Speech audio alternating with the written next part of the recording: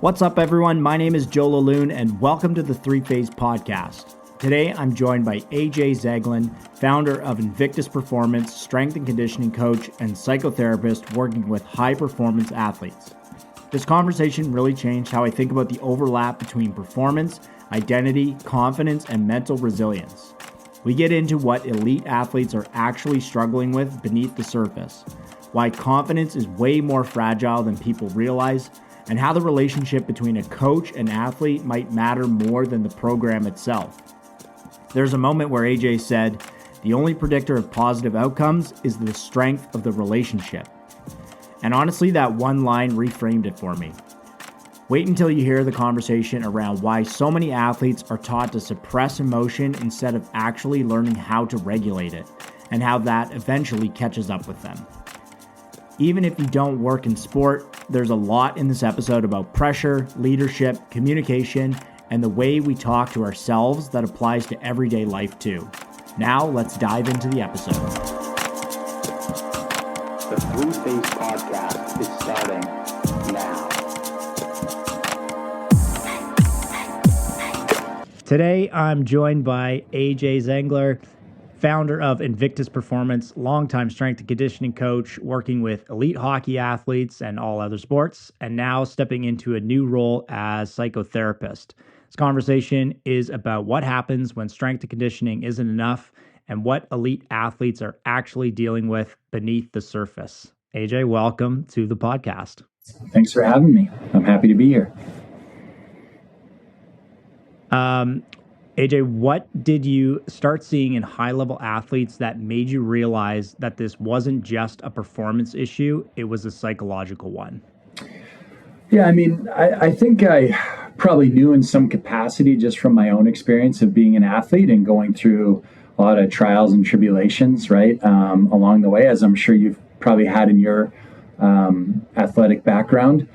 Mm-hmm. And then I think a lot of it just came from the gym conversations. You know, I know you've worked in strength and conditioning for a long time too.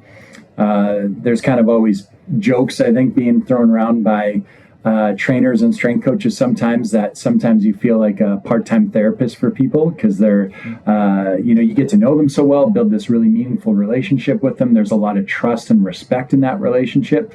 So then naturally, I think they just kind of start talking and sharing stuff in between sets, right? And also just that process of that physical exercise, right? That movement, you get some of that bilateral stimulation going. You get that release of, endorphins and dopamine and serotonin and brain-derived neurotrophic factor in your system when you're exercising. So you get all these neurochemicals, that help you manage and regulate stress. The activity of exercising too also helps calm the amygdala a little bit, your fight or flight, and get your prefrontal cortex, your problem-solving area, your brain back online. So I think in a way it makes sense that people feel in those moments once they're exercising, like they're able to process probably some of the stuff that they've been thinking about, that they're worried about, that they've been going through. And then naturally you have a great, respectful, trusting relationship with them. So then they kind of reach to you to start sharing it, right? So I don't know if that's been your experience as a strength coach, but that's where it kind of started for me. So I thought like, hey, I guess the genesis of it was, I'm already having these conversations. Can I be more effective on my end? Can I help these people almost in this organic way while I'm working with them?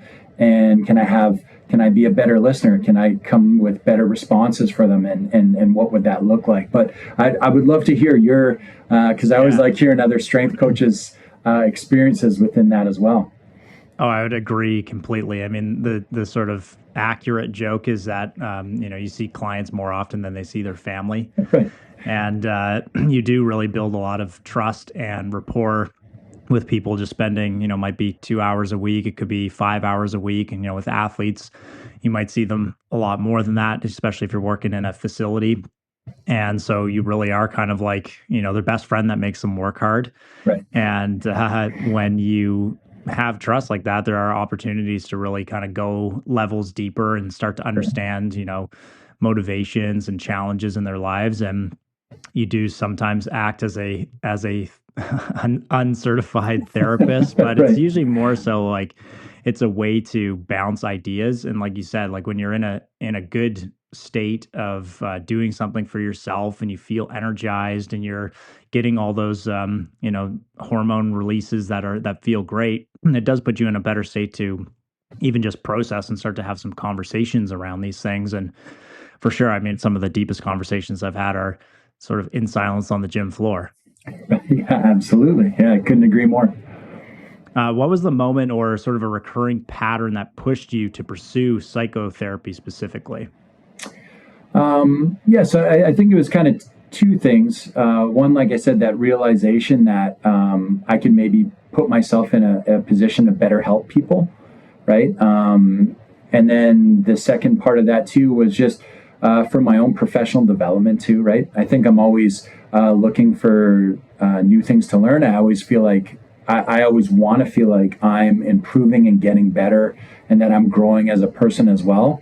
So along the way, I'd taken plenty of certifications and attended seminars and done courses on strength and conditioning, right? And I by no means think that I know everything, not even close to it. I'm positive of that. But when I looked at some opportunities or areas for growth for me, I kind of started looking to some fields that were maybe closely related, but not directly strength and conditioning, right? And obviously with the mental and physical, there's a huge overlap there. So part of it too is just the process of me wanting to develop and get better as a person. Do you remember what some of the early resources were that kind of like brought you into that world? Or at least when you started to look into those resources, were like, okay, there's more here that I want to pursue? Yeah, I'm trying to, pinpoint like particular ones, but I can't really come up with any like specific moments in the top of my mind where something like acute just happened and I was like, oh, this is the moment, that triggered it. I think it was more like an accumulation of these, conversations that I had with people, reading, studying stuff on strength and conditioning and high performance, and just, how much of those conversations always at some point went on to the mental side of things, right? And I think it was just kind of an accumulation of that information over the years that finally kind of led to that point where I kind of crossed over that threshold and was like, okay, like I fully want to do this. I think it'd be beneficial for the people I work with. I think it'd be beneficial for myself. I think it opened new, exciting pathways. And I think it would allow me to, I generally feel that my purpose is just to help people. And I think that could look a lot of different ways, but that's what really, I think, gets me excited about work is the fact that I've maybe helped someone realize their potential. I've maybe helped someone take that next step or make that progress, or I've helped facilitate their growth as a person, right? So I think really it at the end of the day too, it just helps support that, and that's what I'm most passionate about. And probably for you too, being around lots of high-level athletes, and then I'm sure you're very good at pattern recognition and starting to see, there's these guys who stand out and starting to look for the things that like, what is it that he does a little bit differently than this other guy that really makes him, head and tails above somebody else? And it's usually not like more reps in the gym. Right. Yeah. And some of those profound sort of moments or maybe pieces of advice, when you have conversations with someone like that, maybe it's a coach or even another player, it's like, that was not in a strength conditioning book. That came from some philosophy or, some insight with working with a therapist or something, right? It's like rarely more reps is the thing that sets someone ahead. Yeah, for sure. Yeah, I think it's like, well, I always like to say this is not my saying. I don't know where it originally came from. The first time I heard it was through my high school football coach, but it was to be great at the things that required no talent. So like you say, in that pattern recognition, what I have noticed with high performers is often a lot of the things that separate them is just them handling the stuff that's under their control at a really high level, right? And so obviously their ability to focus, to concentrate, to stay feeling confident, their ability to handle stress, to regulate emotions, their ability to, have that belief in themselves that they're able to do hard things, right? That resiliency piece. All those fall under that umbrella, right, of stuff that's under their control. So, when I looked at it from that perspective too, it was just like, well, here's an area that affects positive performance that's under the athlete's control. And I'm always preaching to them, hey, like, let's be great at the things under our control. Let's be great at the things that require no talent, right? It's not a talent thing. The ability to focus is not a talent thing. The ability to believe that we're resilient has nothing, it's not related to our talent, right? It's something that takes no talent. It's under our control. So we should be spending time on that with them, right? On trying to give them those skills or those tools to further develop that. Yeah, that's awesome. And would you say like maybe that coach or another athlete that or a situation that really crystallized that for you? Like, is there one that comes to mind? Yeah, I think it's just kind of being around the professional landscape in sport. Whether it's when I'm working in the gym with guys, and we see athletes come in from all organizations, right, that are trying to take that next step. And you kind of, and that next step might be to junior or to college or to pro or to AAA or whatever that looks like for them, right? But you're right. You try to look for clues in people that are successful, right? And so, there's a few athletes that I got to cross paths with and work with over the years where I feel like we're kind of shining examples of the stuff that we're talking about. And it really, resonated with me when I crossed paths with them and just had those experiences working with them, where I was like, hey, here's someone that does a very good job of like illustrating all these things that we talk about. And the interesting thing is that I'm not going to, name names of some of the players that have come through the organization and stuff. But the interesting thing too is some of these people that are almost the most obvious examples of this aren't essentially maybe the most talented ones. So they're not maybe the person that's leading the league in scoring or is a top line person or plays on the first, power play unit and stuff like that. But you see people that have been able to separate themselves and make these amazing careers and be successful on, like I said, whatever level that, if that's high school, AAA, college, junior, pro, playing pro over in Europe, playing pro anywhere in North America, whatever that looks like, they've been able to do it. And you're like, hey, they've actually probably done the most with their opportunity, right? By being great, by identifying the things that are under their control and these very simple things and just doing them extremely well. And they've actually surpassed people that maybe had a higher talent ceiling with them than them, right? And they've been able to turn this into a successful career. So. Yeah, that's really cool insight. It makes me think of, those guys kind of tend to turn into the sort of leaders with no title as well, because even the really talented guys, sometimes guys get by on their talent and they don't do the other intangible things that would give them to be even better players, which is, in the hockey world, those are maybe the North Stars there, like Sidney Crosby and Connor McDavid, who are great at talent, but they also do the other things that really elevate their game. And for some guys who just get by on skill, they could look to someone who has really worked on developing the other side of the coin and use them as a leader to be like, oh, I should be doing more of what Tommy's doing over there, because he's always, on time and ready to go and puts in his best effort and he's improving week on week. And I'm good, but there are other things that I could be improving on too. Yeah, for sure. And that would be the hope, right? Like that you get a few key pieces like that in any room and they start to have a positive influence on the people around them, right?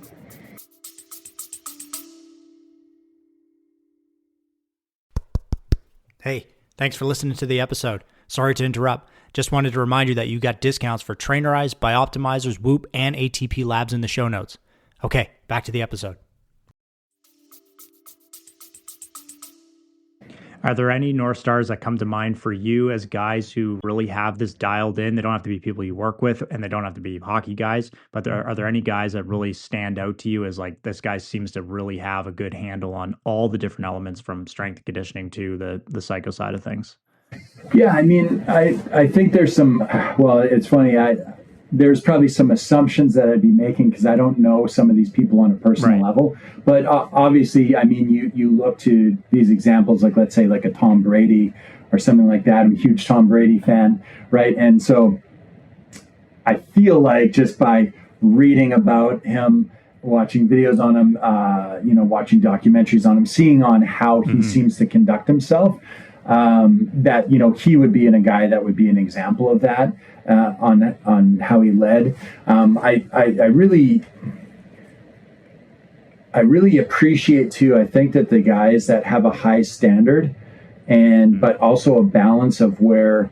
I would actually love to get your take on this too, is that, during COVID, we were all kind of locked down and watching stuff, and The Last Dance became like a super big show that everybody watched.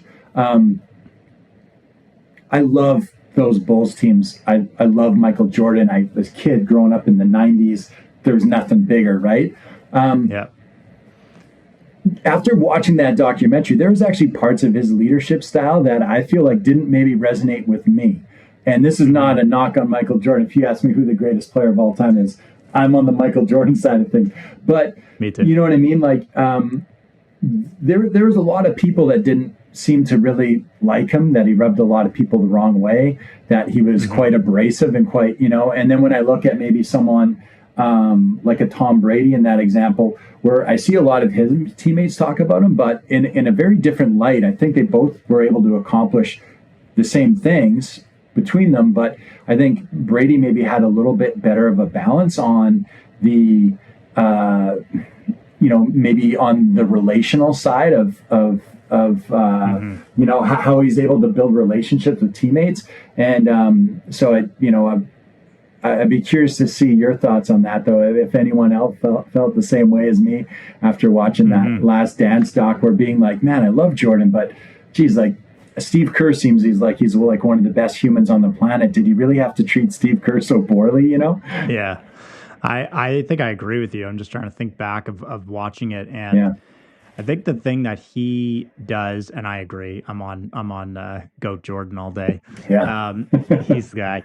But my kind of takeaway with that was that he committed to his style of leadership 100%. Right. Like with anything that he seems to do, he kind of goes 100% with it, whether it's basketball, switching to baseball, golf, gambling, which we got good insight on that. He goes 100% in on it. Right. And so I think what I saw out of that was he decided, and maybe it was from, his college experience or his dad being a pro baseball player, that he kind of got this sense of like what it was like to set a high standard and then maintain it.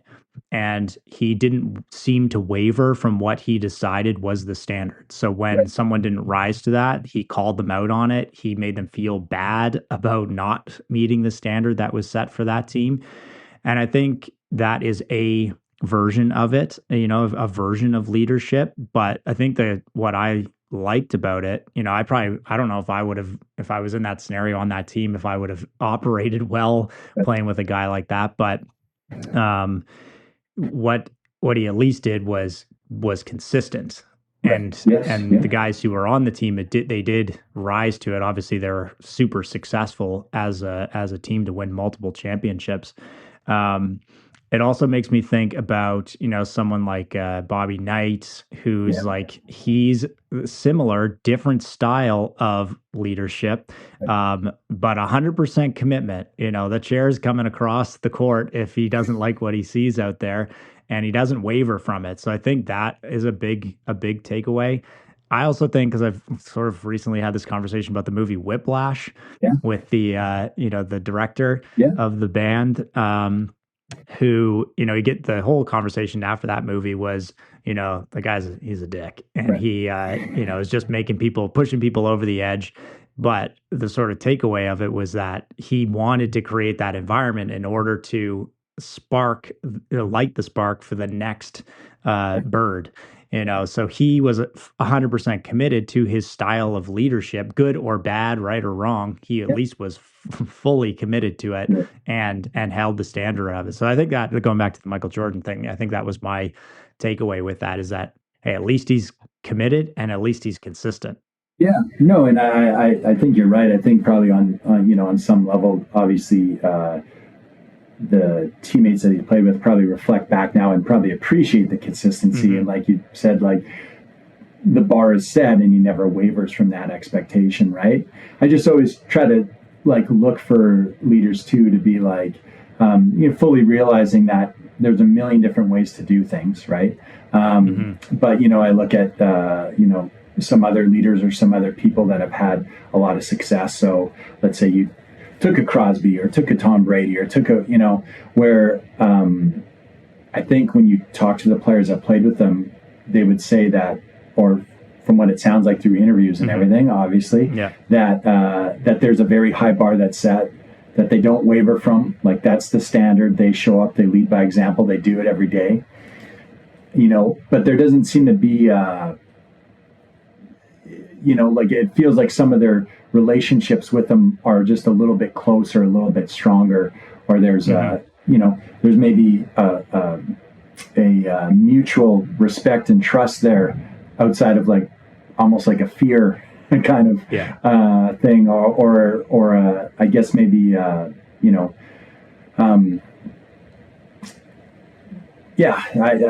think it's just maybe like a different form of a relationship. And they've both, all three of those people, and we could probably list a whole bunch more, have been ultra successful, right? But it's I do admire people being able to find a little bit more of that balance, right?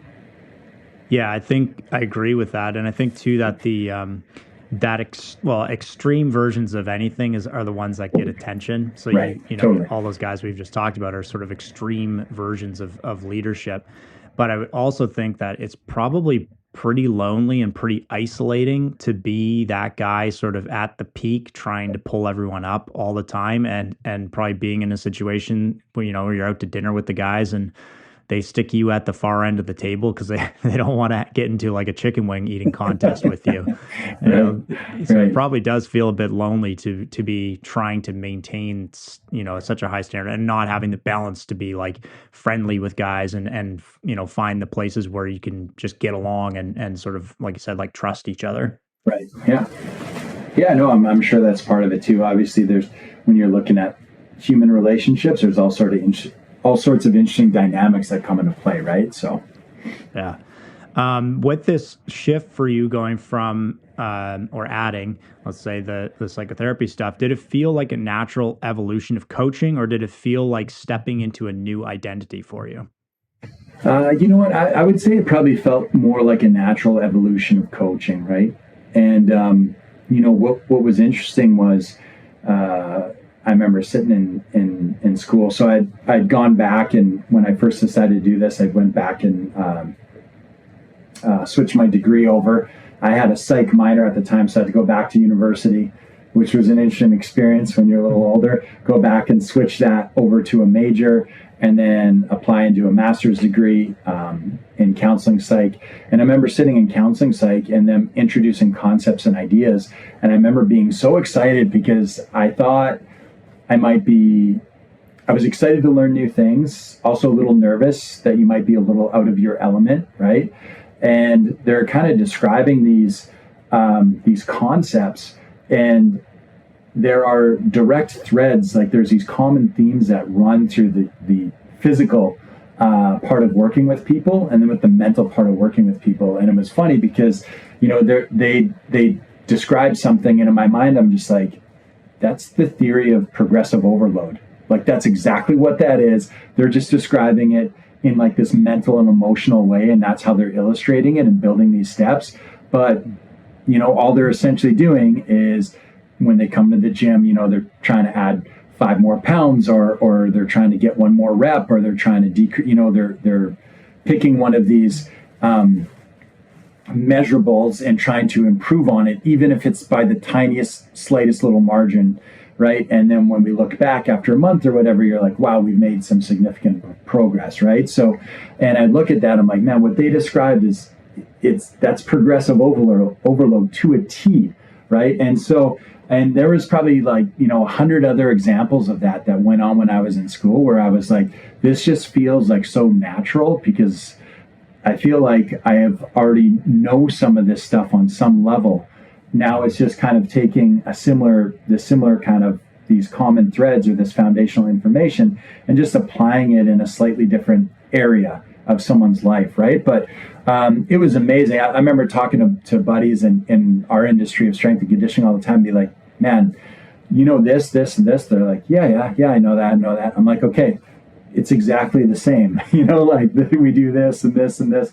And it's like progressive overload, or, we'll track something, and then psychology, they'll call it like scaling. And in the gym, it's like our RPE. It's our rate of perceived exertion. And for psychology, we'll be like, hey, where are you feeling on this, like on a scale? And how do you know you're at a 5? Okay, well, that's what a 5 means to you, where you're at a 5. What will we have to do? How would you know if we got you to a 6? And I'm like, there's so many of these tools and ideas and concepts that are almost identical, and it makes sense in the end of the day. Like, you think about it and you see why the similarities would be there, but because of that, it seemed like a very natural progression. Like, I wasn't necessarily learning some of this stuff for the first time. I was just learning it under a slightly different context or through a slightly different perception, and which still made it extremely interesting, but just made me very excited to be able to connect some of those dots, right? Or even just a different application of principles. Yes. Like that's such it probably felt amazing to be able to be like, I understand this concept. Now all I just have to do is apply it to this different application, and I've already lived the experience of it, which I feel like most people who, as they're sort of in their 30s and 40s and they've had some time working, if they could go back to school, I'm sure you just crushed it, obviously, which would have been nice the first time through. And, just having a little bit of experience going into it, sort of knowing what you want to learn and then being all in on these subjects. But, even with that and those examples of principles, like, how many times did you also hear a concept and go like, that's exactly like this scenario when I was working with this person? Absolutely. Yeah, it happened all the time, right? I didn't have to try to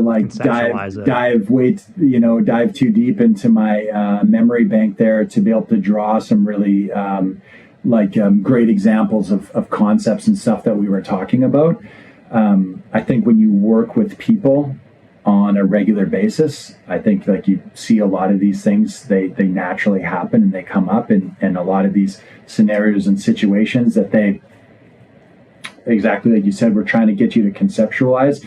You're like, oh, this is already like right at the front of my mind. Like we see this on a fairly regular basis, right? And maybe slightly different context or like you said, slightly different application of it, but closely related enough that you could approach some of these things with I felt like a decent level of confidence, right? Because when you're sitting in a room with someone for the first time, as a student therapist, years ago, and when you're sitting there and you're working with someone, you might be like, well, what do I know? Like, you get a bit of that imposter syndrome and being like, I'm sitting in this room across from a person, like, what do I know? Like, how can I actually help this person? And then you're like, actually, you know what? I actually feel decently confident. I've used a lot of these skills. I maybe didn't know what they were called at the time. I didn't realize that some of them, where their psychological roots came from, what theoretical orientations these tools were formulated under, or which ones they're attributed to. But I learned them in some capacity through my professional life and my personal life.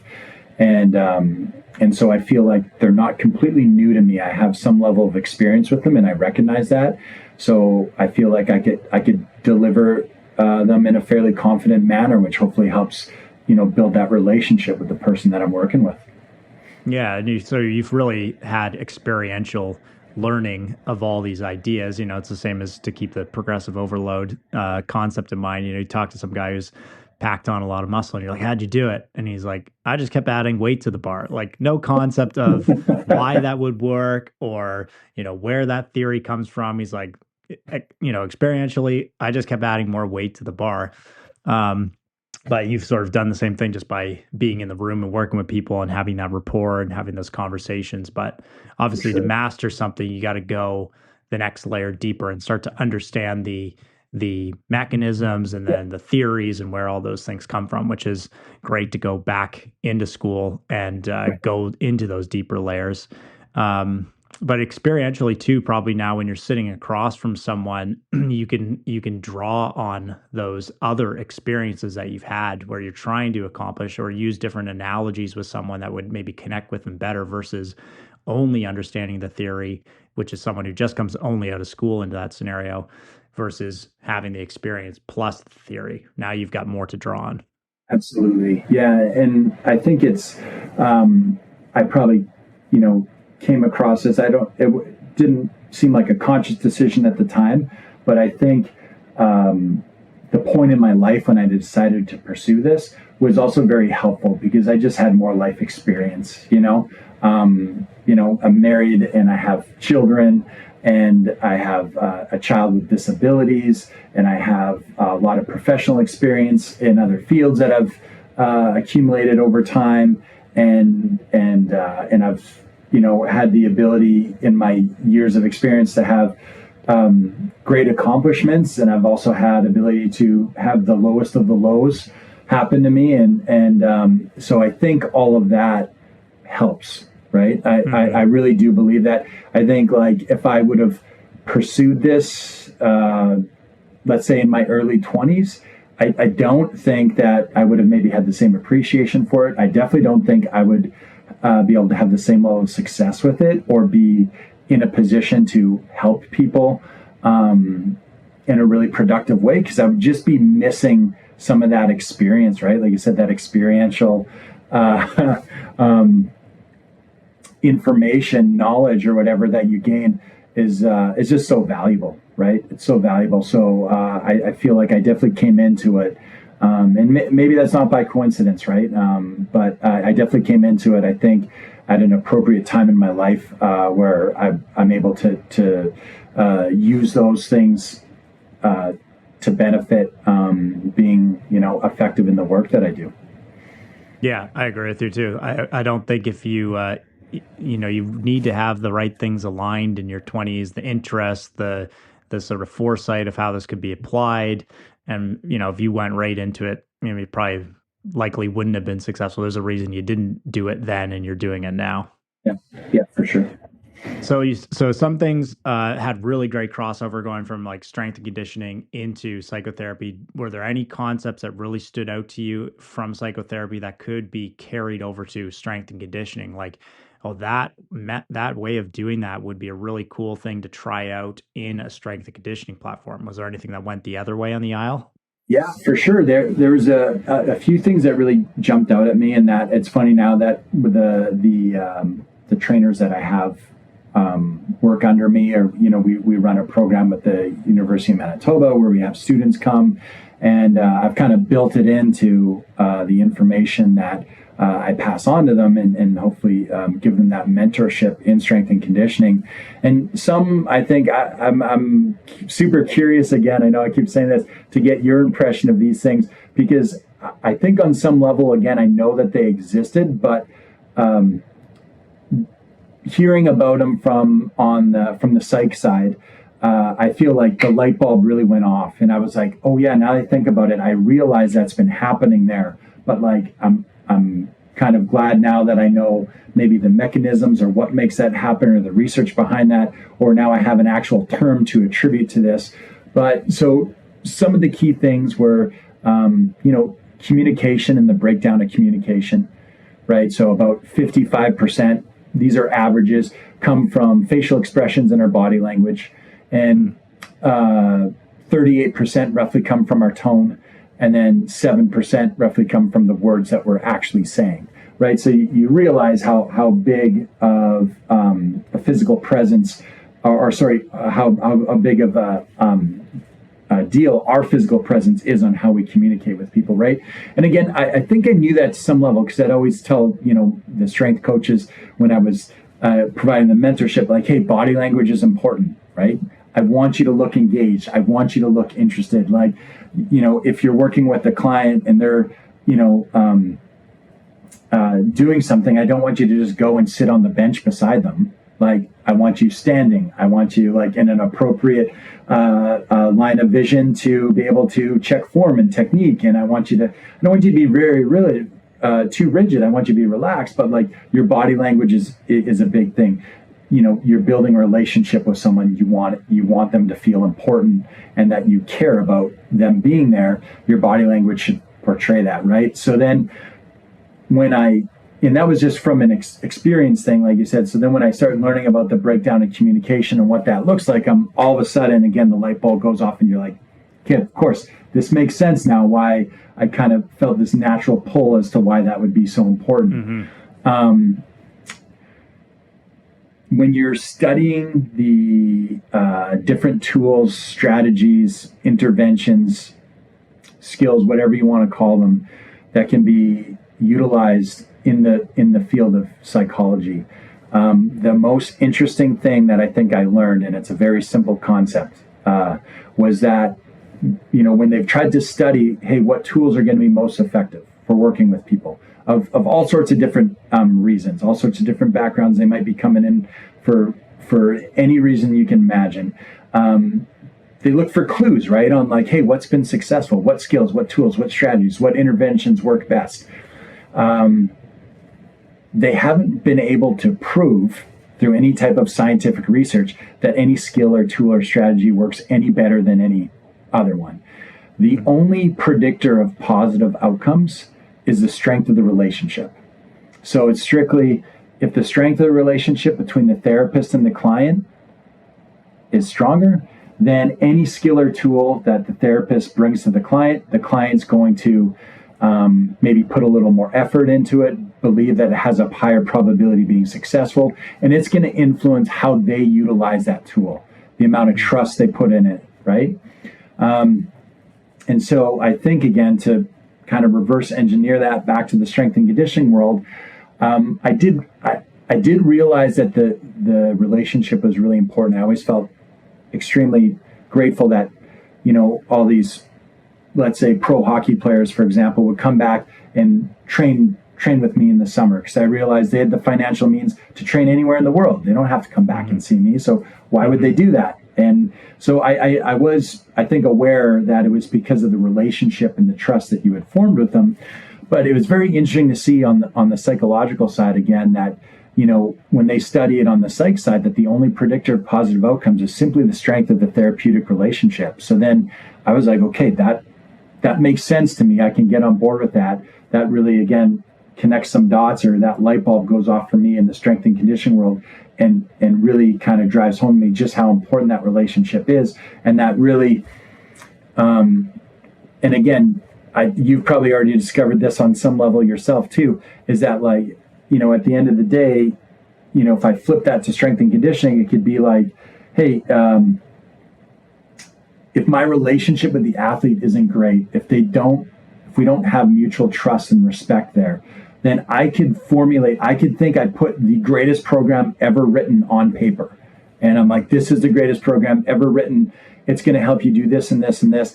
And if our relationship isn't strong and they don't trust that and they don't feel that, and that affects their effort in the program, if that affects their consistency in the program, if that, affects any of these elements that make programs successful,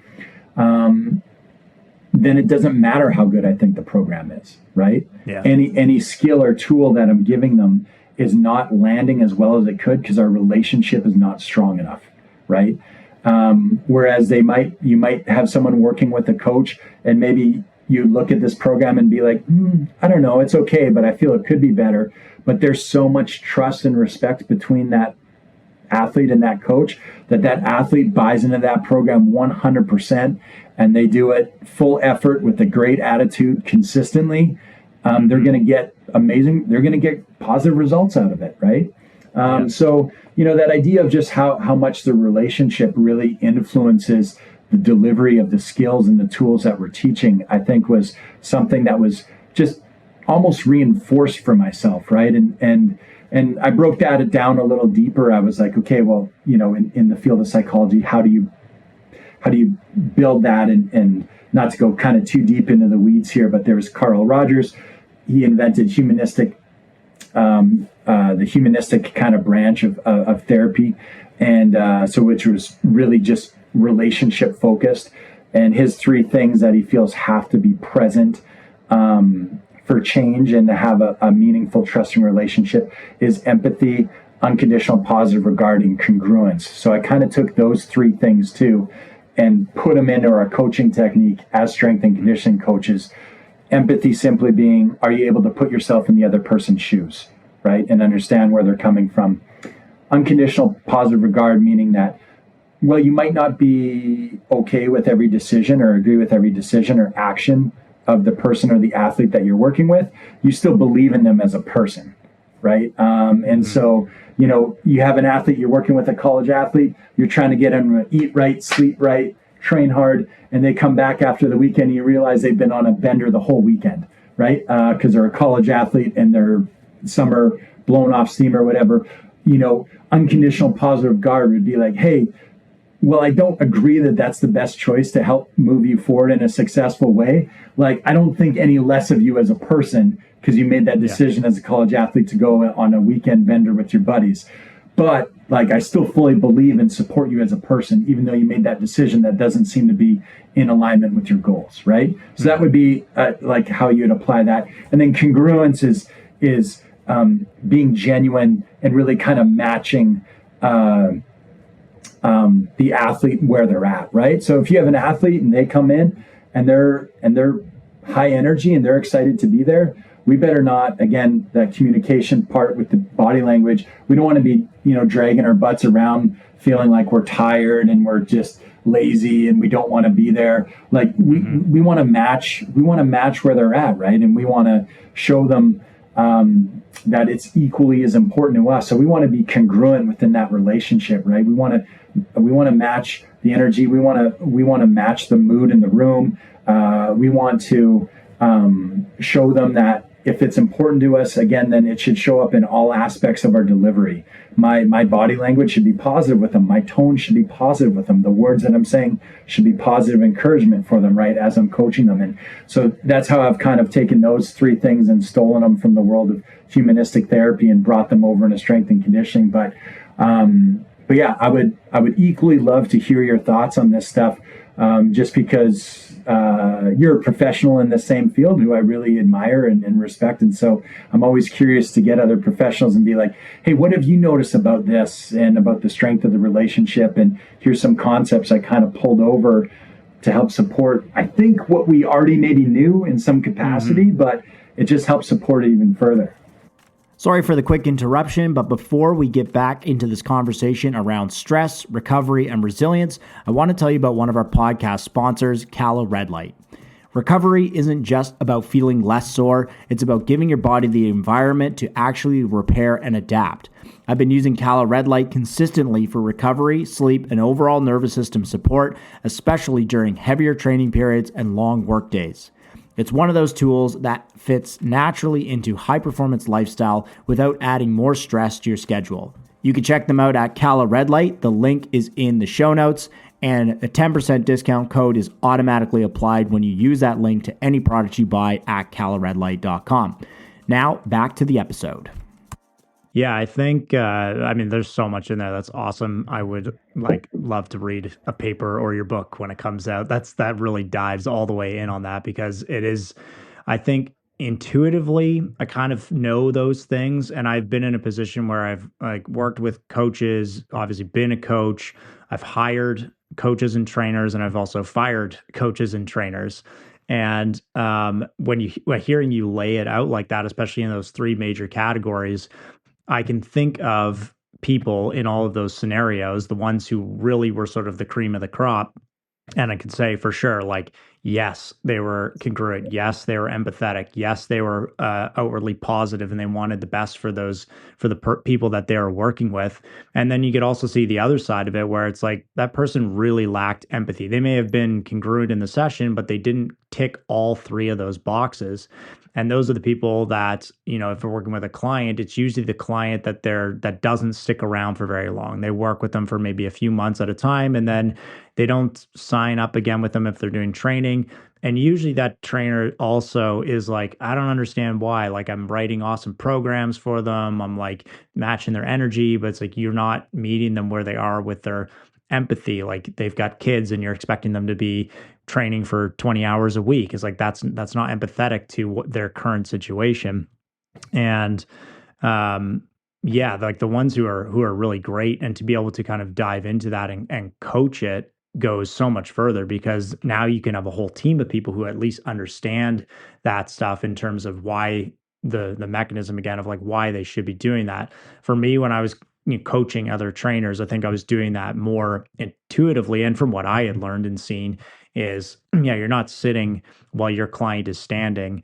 You're not you don't have your back to them. And I've worked with sports psychologists, for myself and for teams as well, which was like a huge experience for me, because they also brought a lot of light to how to use physical stance at different times in a session or different times in a season. So, in the beginning, when you're trying to build rapport, you're probably not standing in like a power stance where you're trying to assert sort of some dominance of energy. You're probably trying to, bring people in, and you're meeting them on their level, and you're, working with them, always at eye level or getting down to their level so that you can really connect with them. And then when you need to pull more out of them, you use a different body language and you use a different tone of voice. But so to really sort of start to understand how to use those tools and at different times when they should be brought out or not, that's also a really big disconnect, is if you are the assertive dominance coach and you're meeting someone for the first time and you're like sort of barking at them what you're going to do with them, they're likely not going to connect with you unless that's exactly their sort of personality and kind of coaching type that they like. But yeah, I love seeing the stuff laid out, because then I could really think about all these different scenarios and like, that's why that didn't work. Like, I've had coaches that I really didn't connect with. And I would say, one of the main things, thinking about what you just laid out there, is, I didn't feel like they had my best interest.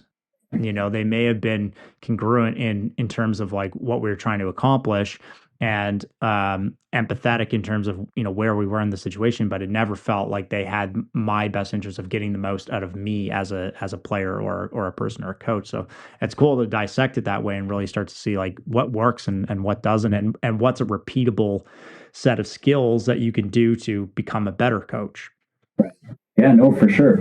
And I would say that's probably the one that I've kind of had the most traction with when I've worked with different groups. So if I've worked with some different organizations and associations over the last couple of years, and they've brought me in to work with on the coaches side, and the whole, all the talks always just revolve around building relationships, right? Because I'm going to come in and I'm like, if I'm coming into lacrosse, there's no way I'm going to know about more about lacrosse than you do. I'm not going to sit there and sit in a room, with someone who actually played the sport, loves the sport at a high level, coaches the sport, and sit here and be like, hey, this is how you should coach it, right? But so what I do is come at it from the angle of like, hey, if we understand that the relationship really sets the tone for everything else, and the stronger the relationship is, then any skill, any tool, any system that you try to teach these athletes is going to work better, because the relationship you have with them is better, and you're going to get more positive outcomes from it. Then, here's the science behind relationships, right? And I come at it from a very humanistic kind of therapeutic standpoint of like building a trusting relationship, which also, interestingly, like sometimes doesn't completely line up or match with like some of what we think the relationship would be in the world of sport, because a lot of the sports stuff comes from a very hierarchical, view of like what respect is and what trust is, right? And so it's challenging that kind of theme or dynamic a little bit to be like, hey, yes, we know you're a coach and you have a job to do, and that ultimately a lot of these decisions are going to fall on your shoulders, right? But that doesn't mean we almost have to be in this kind of paramilitary system where it's almost like a dictatorship between the coach and the players, right? We could probably be more effective if we are able to build genuine relationships with these players. And there probably is we were talking about balance before, there probably is a balance in there where you're able to still run your organization and your team how you want within the values that you want your team to have. But you can also really emphasize, the importance of having solid relationships with your players, knowing that at the end of the day, it's probably going to lead to more positive outcomes in all the skills that you're teaching them, right? Yeah. I think what comes to mind with that too is, when I was working or managing trainers as well, there'd be some trainers in the group who really had that relationship thing dialed down. And if they just had put more effort into the education side of things, they could have been just like absolute, killers in the best way possible, meaning like getting their clients results while maintaining sort of relationships and friendships. And the other challenge that I see a lot in that world is people going too far one direction, like becoming too friendly, and everything is all, and they can't hold the standard anymore. And because they're like, well, they're my buddy, we met and I'm their trainer, but now you're not getting them to do the things that they need to do because you're not willing to be assertive and keep them on track and sort of accomplishing what they need to accomplish. So all of those things are probably a bit of a spectrum too, right? It's like you can go too far in either direction on those things, and sort of finding where it fits with each individual person, like a toggle, like this person needs more of an assertive approach. This person needs more of a friendly approach. But ultimately, as a good coach is going to find the right fit for each of those categories and match that to each person, which probably goes to the congruent side of things of like, if you and I trained and someone walked by, they'd probably be like, God, those guys are pretty boring. Like we'd be like this energy the whole time, but kind of pumping each other up a bit, versus other people who are like really cheerleaders because their client is, in that type of energy. So you want to meet them where they are. Just a sort of funny side story. I tell the story quite a bit when I really started to get into trying to do like group classes. And I was at Good Life, and it's boot camps, and so in my brain, I'm thinking, like a classic boot camp. So I get a group together to do a sort of practice session, and I'm running them through the session. And my manager Nick and I had a good relationship, so he came and checked it out, and he was going to give me some feedback. And he's like, "How do you think that session went?" I was like, it was pretty good. I think everyone was pretty engaged with it. Everyone got a good workout out of it. And he's like, yeah, no, I saw that. That was good. What was up with the voice? And I'm like, yeah, I was just trying something out. And I had really gone like that cheerleader, like, you can do it. Give me a few more reps. And he's like, dude, that is not you. You don't have to do that. Just like, you could be yourself. You can still match energy, but you don't have to like completely change the tone of your voice just to sort of like get more out of people. So, a bit of finding your voice and getting the right tone is pretty important and critical too. Yeah.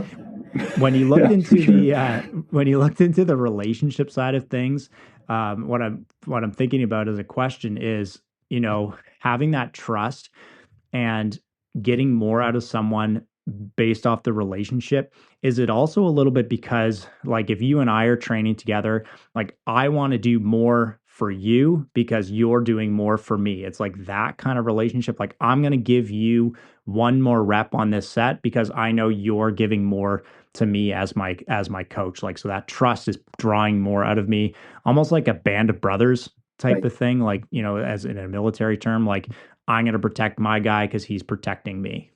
Is it a bit like that? Like, is there something behind that that you saw that sort of reinforces that? Yeah, I would imagine that definitely comes into play in some capacity. Obviously, I don't want to speak for any of my clients or say that that's what they're feeling for sure, but again, if I were to put myself in situations for me personally, when I've worked with people, whether I've worked with coaches or strength coaches or trainers or sports psych people or anything like that, I know that's definitely the effect that it had on myself, right? Mm-hmm. And I think that it's always had on me. Like, when I see a coach show up and I feel they are genuine and I feel they're giving me a lot, I 100% want to give them like a similar level of effort. Like, I want to match that, right? And I really respect and appreciate what they've brought to me, right? And I feel like in that moment, almost a responsibility to meet it, right, and bring it back. So I know that's definitely been my experience. I can't speak for the people. I've never maybe asked them that question, but I have noticed, like, I do feel that when I've worked with people, maybe I'll put it this way, when I've worked with people that maybe had a previous negative relationship with some type of therapy or some type of sports psych counseling or whatever it was that they were seeking out, a common theme that I've noticed is that they've shared with me that their first experience or whatever experience they had didn't go well simply because they didn't really believe that the person really cared that much, right? Maybe they had people come in and just fill out some forms instead of just, which is, again, I'm not judging any therapist. I'm not, or any sports psych person. There's different ways that we can collect information from a client, from a person. For myself, instead of having them fill out a form, I'd rather meet them face to face, whether it's over, the computer like this, or actually in person is always my favorite, and just have a conversation to get that information, right? I want to show them that I'm 100% invested, and I want to, get a sense, even when they share that information, how they're delivering it, right? I think there's, again, a lot that we learn in communication from the physical signs and cues that we pick up from someone. So I think context is always important. If someone just writes something on a page for me and I read it, part of that's going to be open to my own interpretation of what they meant, right? If I'm with them and I can ask questions and I can see physically how they're even sitting when they say it, or how they're, right, what their minimal encouragers are, if they're, within their body language. I think all that stuff's really important. So I think for myself, where I've been able to find some real positive ground with people is just trying to prioritize that relationship from the first second that we meet, right? If someone reaches out through email, usually my first email back to them is, hey, are you available for a phone call at some point? So now I could talk to you on the phone, right? You know what I mean? And then from the phone, it's like, okay, well, let's meet up in person. Like, I'd love to continue this conversation in person and learn more about your situation, whatever you're dealing with, whether this is a sports performance thing or an everyday life thing, right? Because, I have noticed that usually when people are reporting what didn't go well with their previous experience, it was just, again, a lack of that, right? They didn't feel like that the person really understood what they were trying to say, or they didn't feel like the person was genuinely interested in the opportunity to work with them, or they didn't, there was just some sort of connection piece missing there. Yeah, I mean, everyone has experienced this. The text message followed up by, "Are you mad?" Because it's so hard to interpret text, and it goes back to what you were saying before of like how much of our communication is on our face, is in our body, and the last percentage that you said, I think it was 7%, is actually what we're saying. So if if we are eliminating 93% of the way that we communicate, it is open to interpretation and can cause a lot of disconnect. It's a great. Do you ever watch Key and Peele? Yeah. Yeah, there's a great Key and Peele skit. You've maybe seen it. Yes. It's one of the more popular ones where they're texting back and forth.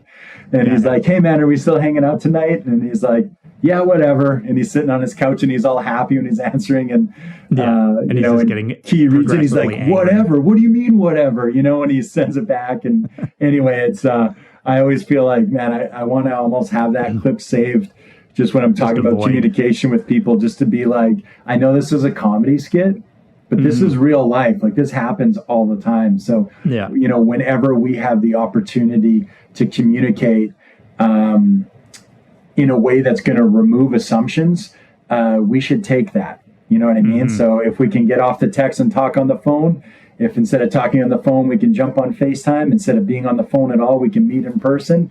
If those are just opportunities to remove assumptions, and we should jump at those any chance that we have. Yeah, and even if you don't react as largely as they do in that skit, to some level, you probably, if you're misinterpreting, you are going to have Yeah. some type of reaction that could build over time. So if you can avoid it, probably all the better. Sure. One thing because I've been having a lot of conversations with younger athletes who are sort of now in the process of looking to go to colleges and stuff like that, and they want to get in front of good coaches to see if they can, get picked up for schools and all of that kind of stuff. But sometimes I'll ask them, how did your practice go this week with your team? And sometimes I'll get an answer like, it wasn't that great. It didn't feel like there was like enough pace to it. It didn't take enough away from it. But I think maybe a good question for these young guys too, and what I would like to see if you can go deeper than the theoretical side of it too, is to really start to ask themselves, like, was it the coach that didn't provide the environment or the energy or the skill of the practice, or was it your energy in the situation? Like, was your body language poor so that the coach wasn't going to give you his energy because he doesn't think you're paying attention? So I guess the question is mostly around like self-awareness in body language, and especially when you're trying to get into the next level of sport, or could be anything. It's like, how are you bringing yourself into those situations in order to maybe be the thing that elevates the energy in the room, or gets better dialogue or connection happening? For sure. Yeah, it comes back to all those focusing on the things that are under our control, right? And once we've done that, then we also have more information, right? So maybe if you're asking an athlete, they genuinely might not know. They might be like, I'm not really sure if it was me or the coach or whoever. But if you have an athlete that has that self-awareness, like you said, and is committed to doing all the things under their control to the best of their ability and always bringing their best in that capacity, that athlete probably going to have a much clearer idea, right, of maybe where that was coming from, right? And because they'll be like, no, I was on time. My body language was good. My attitude was good. I was listening. I was paying attention. Every rep, like I didn't take any reps off. When it came up to my time, like I knew how the drill worked because I was watching on the board. I wasn't off shooting pucks in the corner, whatever sport you're playing, right? And so an athlete like that is probably going to have a clear idea of where the lack of energy or focus was coming from. If it was coming from themselves, they'll have a better chance at correcting it because they'll be aware that it's happening in the first place.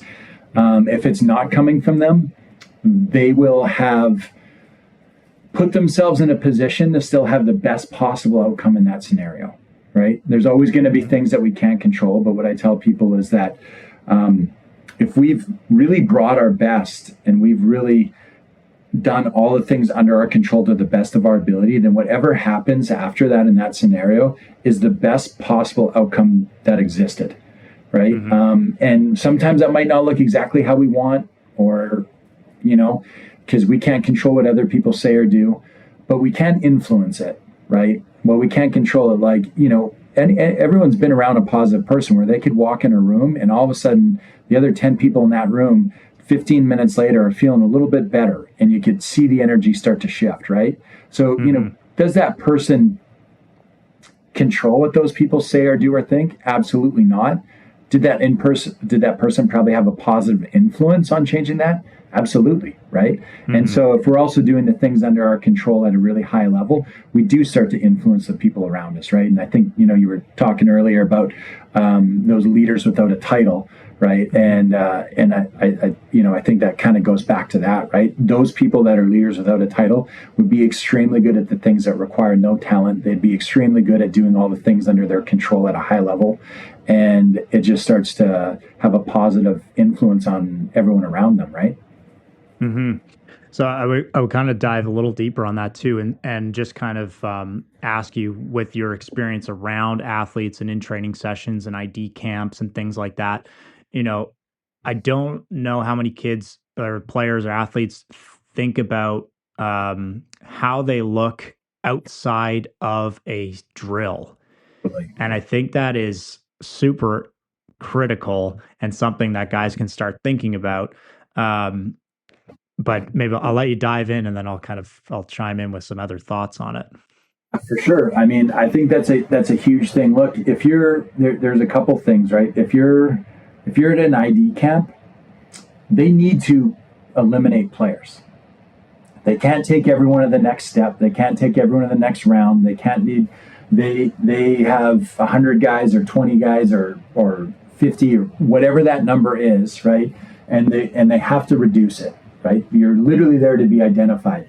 So don't make their job easy on them. Don't give them any sort of reason where they could just look, and it doesn't matter what your potential is, what your talent is, if they could look, and if you're never paying attention and your body language is terrible and while you're waiting in line and not paying attention, that's an easy scratch for them.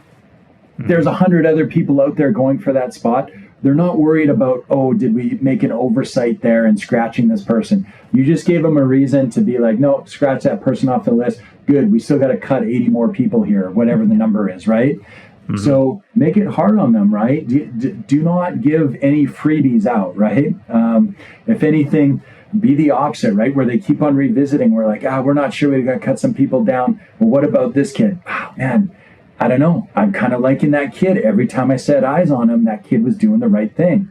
They had great body language. They were paying attention. They were listening. Their effort was high every rep. You know what I mean? They really showed up ready to go. And so, my advice to athletes when they're going through those situations and scenarios is two things. Well, the first thing is I'm like, act like you always have a set of eyes on you. I said, just act like they're, I don't care. I know it's maybe delusional or whatever, because there's so many other athletes out there. But I tell every female and male athlete that I work with, I'm like, act like you got it, like the set of eyes are on you at all times, right? And that's how you carry and conduct yourself, like they're always watching you.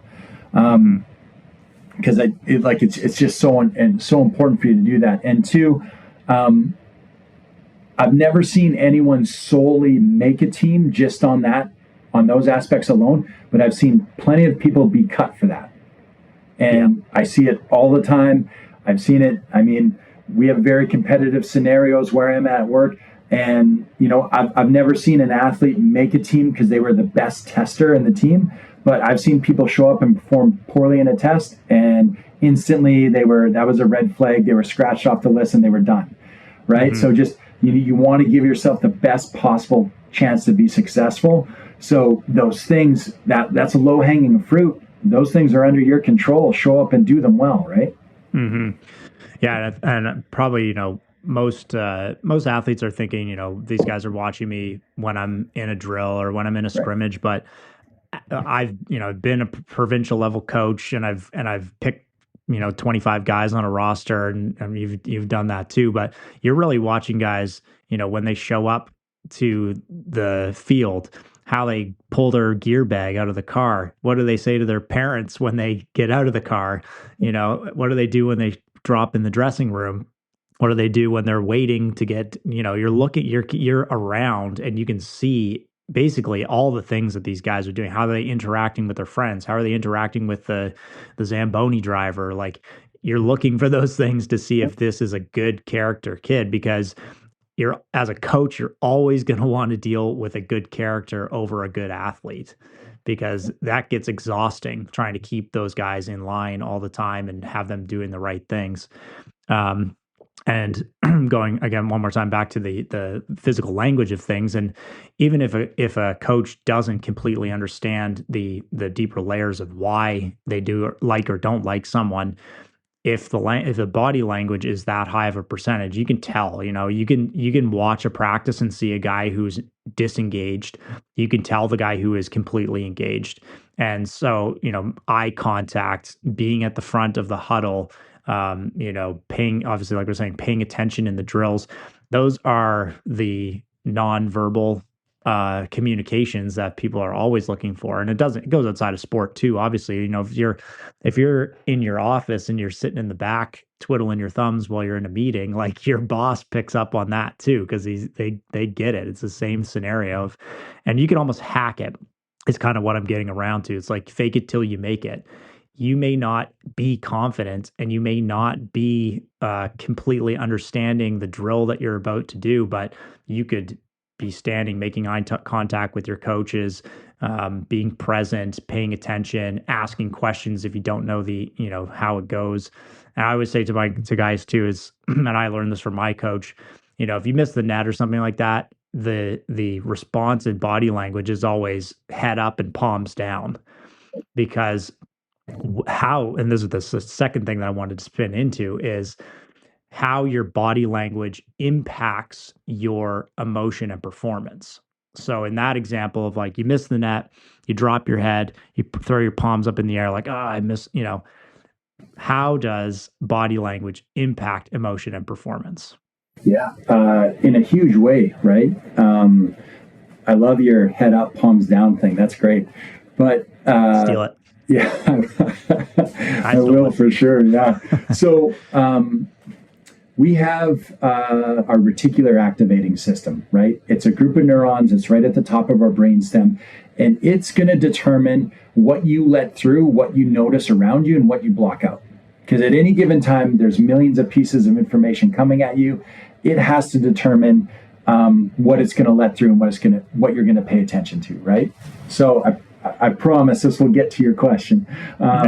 So how that works from an athletic perspective like that, right? If our body language could greatly influence the quality of our thoughts, right? And our quality of thoughts can influence our body language. It's a two-way street there, right? So someone with very dramatic negative body language, in that moment, there's just no way that they're having a positive thought about themselves. They're not sitting there thinking that they can do it, or they can come back, or they can create another opportunity for themselves, or they can, get through that. They can bounce back and have a next great shift, or they'll make the most of the next opportunity. They're not thinking that, right? And all of these things happen within fractions of seconds, right? But essentially, what's going to happen is anything that's going to establish that negative thought, feeling, emotion, right? In our brain is going to instantly recognize that is important to you, and it's going to let that through. And by letting that through, it's going to try to find evidence around you to help support that thought. So if I'm sitting there in any moment and my brain is like, oh, AJ thinks he can't do this. He thinks he's not good enough. He just made one mistake. He's worried he might make another one. Well, we could create any kind of scenario there. It's going to be like AJ's thinking, essentially, he can't do this. He's thinking about it a lot right now. And so let's find more evidence to support that. Our brain thinks it's being helpful. The reticular activating system feels like it's being helpful by having you notice more of those things around you, because it thinks it's important. You're thinking about it. You're acting on it, right? Obviously, we could get caught in a really negative loop in that way, right? So my body language is terrible. I follow that up by saying something to myself like, oh, I suck. I can't believe I missed that, or whatever. I go back to the bench. I slam my stick or whatever. All of a sudden, my brain right now is trying to support those actions, those thoughts. It's trying to let more reasons why I'm not going to make the next one, why I can't do it, why I do suck, why I'm terrible, why I'm having a bad day, or whatever it is. And it happens fast, right? Because like I said, you have millions of pieces of information coming at you in a second. So only a handful of those things are actually going to get through. We want to make sure the right stuff's getting through, right? So there's just a huge influence there that our body language has on our thoughts, that our thoughts have on our body language, and then on what we're going to pay attention to and what we're going to believe to be true. Sorry for the quick interruption, but this conversation around stress and emotional regulation is actually a perfect time to mention one of our sponsors, Magnesium Breakthrough from Bioptimizers. A lot of people don't realize how many functions magnesium impacts in the body. Sleep quality, muscle function, recovery, nervous system regulation, stress management, and energy production. And when training volume, work stress, or life stress starts climbing, magnesium is often one of the first things to get depleted, and that's why it's one of the first things I usually recommend. Magnesium Breakthrough combines multiple forms of magnesium into one formula instead of relying on just a single source, which is one of the reasons I like it. Use the code 3phase10 and the link in the show notes if you want to check it out. All right, let's get back to the conversation with AJ. There's like very topical because in the Winter Olympics that are happening while we're recording this was a figure skater who was favored to be, to win a gold medal. And he went out and he fell 3 times or something like that in the final competition.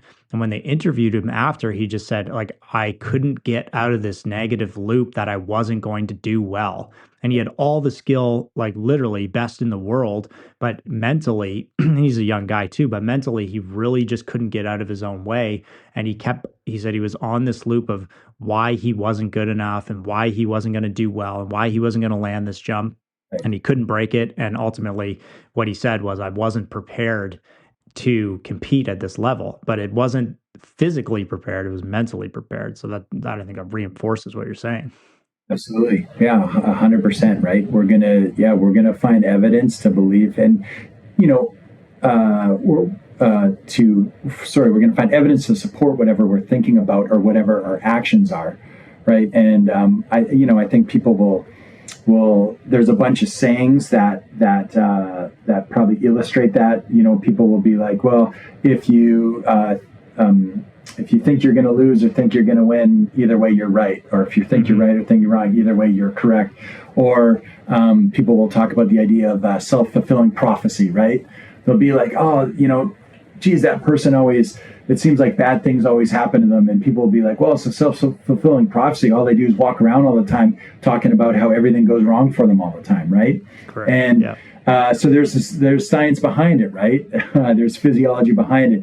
We actually have a reticular activating system, which is helping determine what that person actually pays attention to, right? And what they notice and what evidence is created for them. And so you can get caught in these really negative loops, and it can be really hard to interrupt them and pull yourself out of that, right? Yeah, with the stuff with Paul Chek, he calls it stinking thinking. And, he has evidence to point to that it turns into physiological issues as well. If you keep saying, oh, that, it's such a pain in my ass, well, you're going to eventually have a pain in your ass. That is something that you're going to have to deal with, or a pain in my neck or whatever. Those words carry meaning, especially if you repeat them a lot, then it really does become a bit of a self-fulfilling prophecy for you.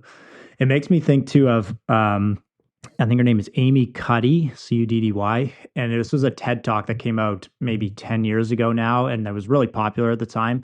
But her thing it was all about fake it till you make it. In the opposite way, I remember one of the things that she suggested was, if you're going to go into a meeting or an interview, go into the washroom first, stand in sort of your superhero stance, and that will change your physiology for how you feel about yourself and feel empowered going into that interview process. You remember that one? You remember that TED Talk that came out? No, I haven't seen it, but I did. I actually wrote it down as you said it, because I'm going to go back and watch that.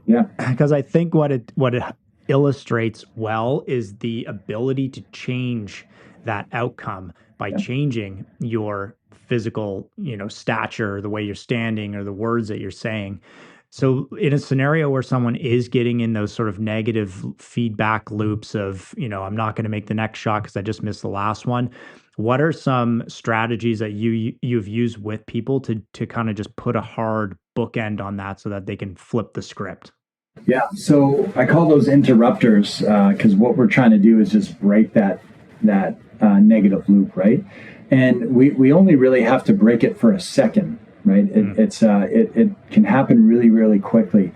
So effective tools that I've used with athletes has all really depended on the athlete, right? Some skills that people would be familiar with is there's breathing techniques, there's grounding techniques, there's self-talk, so how we're talking to ourselves.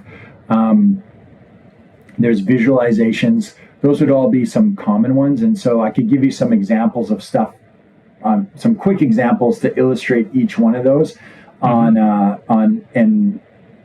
of real life examples of stuff that I've given to athletes and that they've had success with, right? Yeah. So all breathing techniques work in the same way. One, they increase the amount of oxygen that we take in. And two, the technique of the breathing has something to it that just slightly distracts us from whatever we're thinking about and brings our attention right to the present moment, right? So there's one that's in there. This is out everywhere, but if it had to be something really quick, I call it the 2 in, 1 out. And it's just 2 nasal inhalations in a row, followed by 1 exhalation through the mouth with like an audible sigh to it. So you breathe in, and that's essentially what it would look like. It's that simple.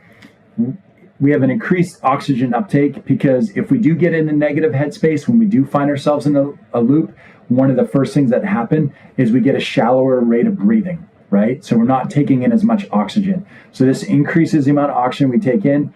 Obviously, to breathe in twice in a row feels very unnatural, so we have to consciously think about it. So our attention goes right to the present moment and executing that breath technique. So it interrupts the negative thought of us worrying about anything that's just happened in the past or anything that could happen in the future, right? It gets us out of that past, future, and brings us right to the present moment. That can, just a quick example of how that can interrupt something, right? The audible sigh with it too. There's, a lot of, the audible sigh is almost something that's kind of built into human physiology, where you see people naturally do it if they get out of any stressful situation or anything. There's a, right? When they studied that, there's actually an immediate reduction in stress in that moment, right? So you combine those things together in a really quick breathing technique, maybe that's helpful, right? Grounding techniques, there's some overlap there. The breathing technique in itself can be a grounding technique because it brings your attention to the current moment. But that's all a grounding technique means, is it brings you right to the present moment. So again, it takes you out of your head, so you're not worried about any mistake that you made in the past or fear of anything that might be coming up in the future.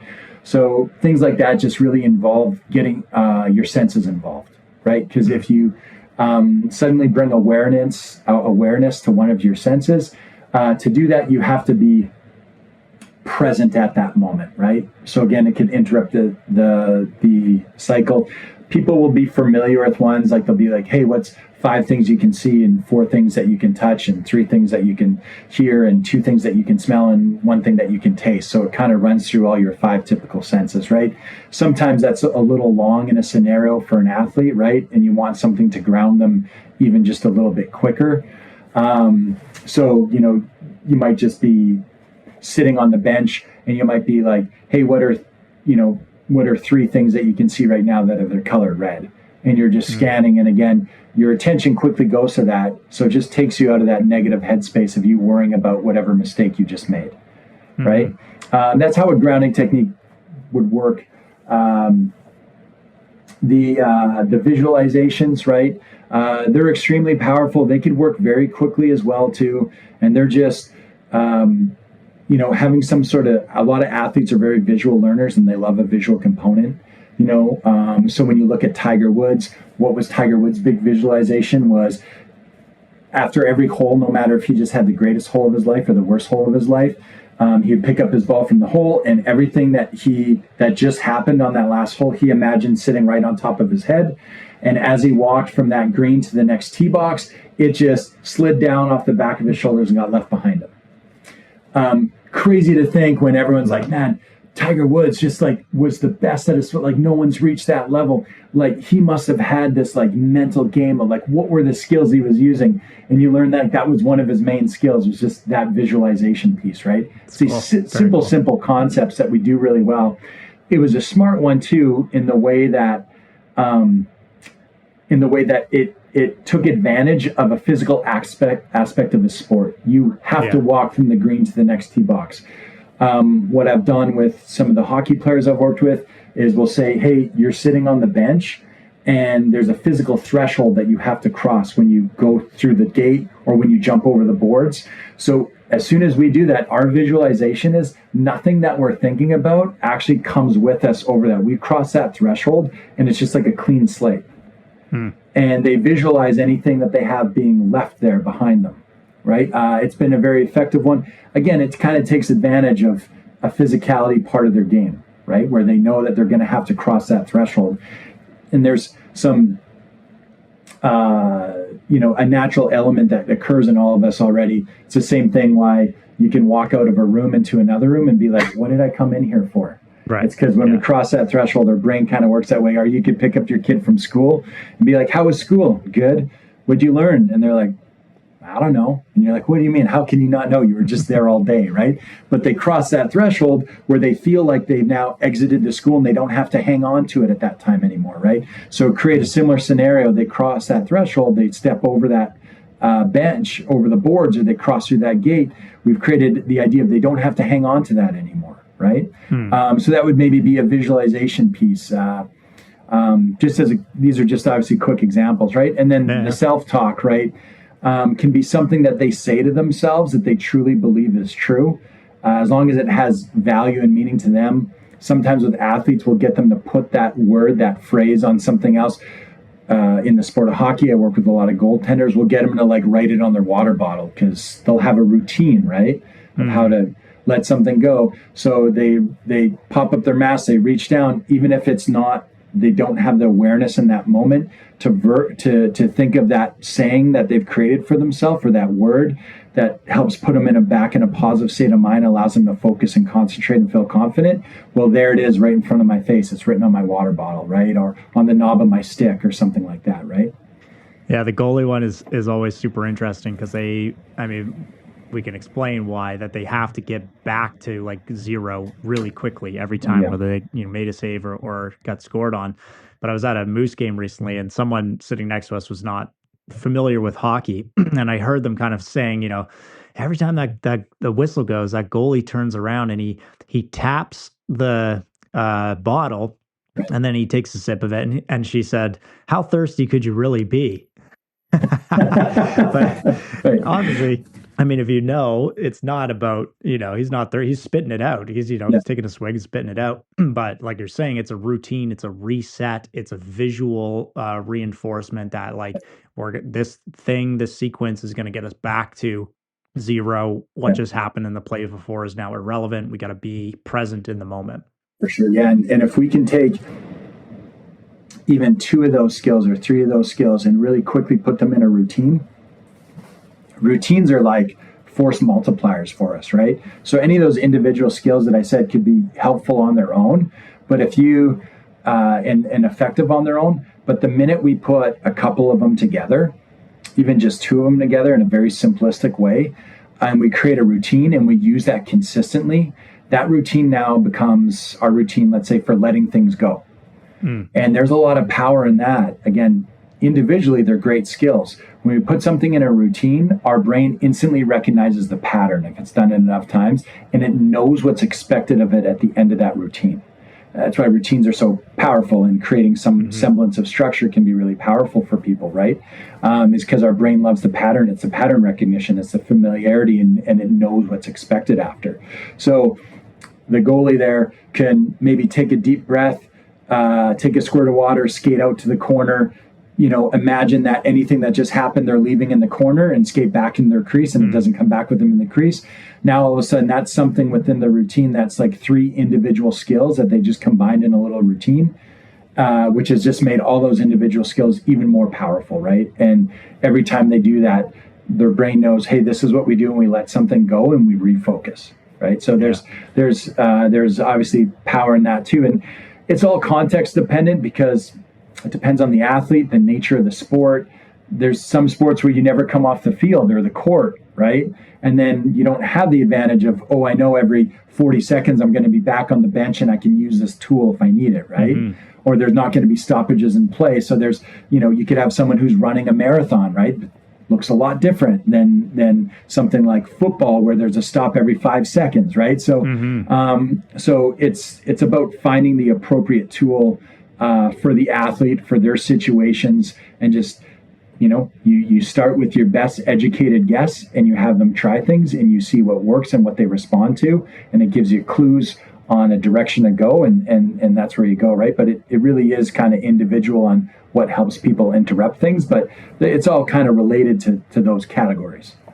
Yeah, it's cool to watch athletes like that too. Like I'm sure Tiger Woods was probably stacking a few of those things together, right? It's like the visualization of that falling behind him. He's probably then also saying something in his mind. Maybe he's like feeling the wind as he's walking. He's also then looking for someone wearing a green t-shirt, and he's got like a stack of things that he could do basically at the end of every single hole. He can do the same sequence and basically start fresh again every time he's coming up to the next tee box, he's sort of fresh and ready to go again.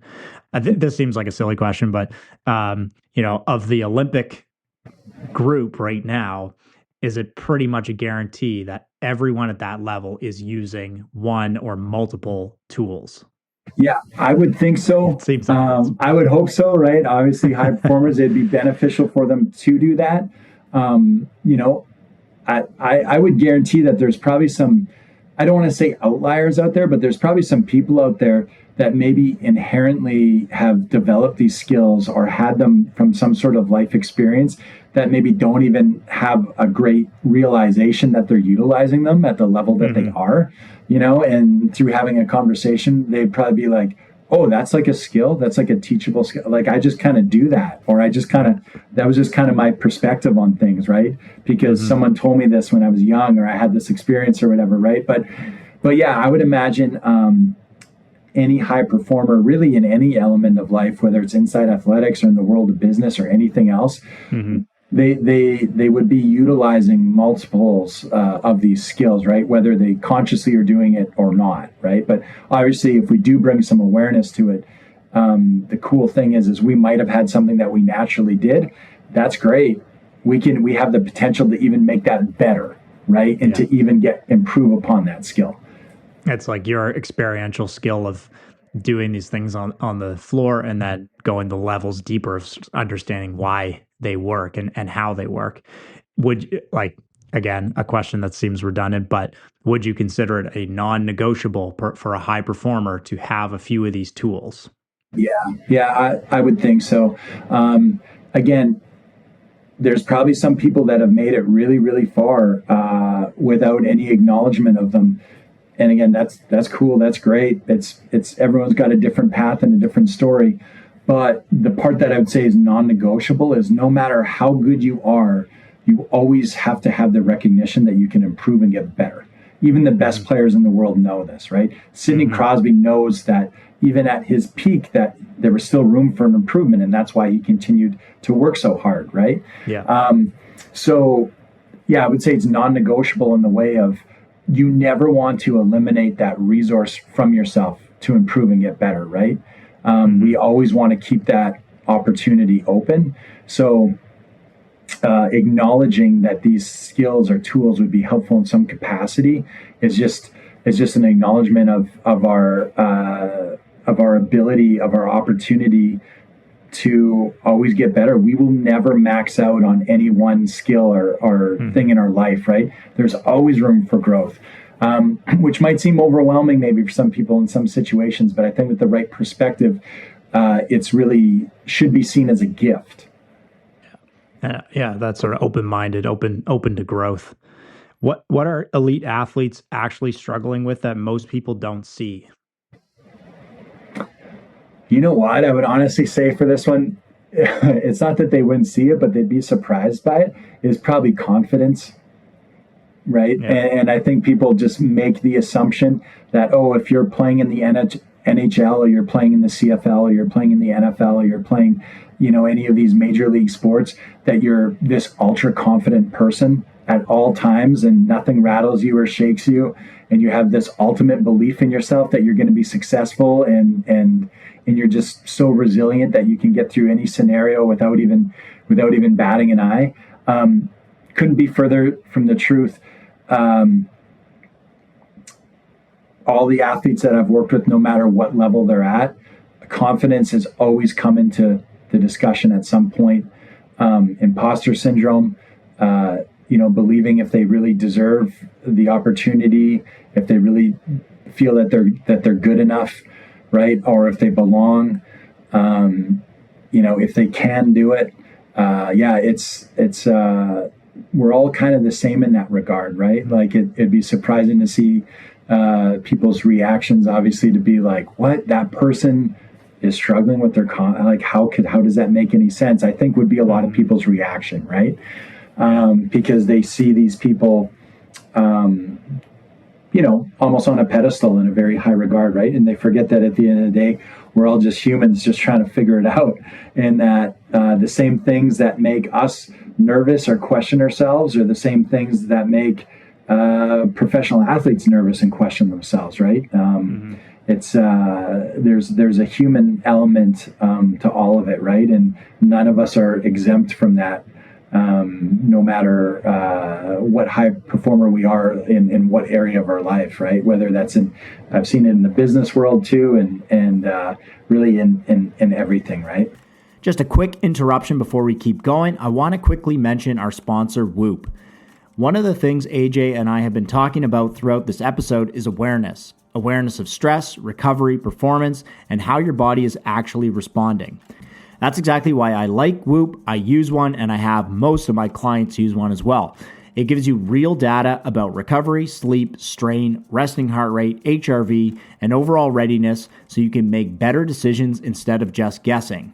Especially for athletes, coaches, and high performers trying to balance training, work, and life stress, having objective feedback can make a huge difference.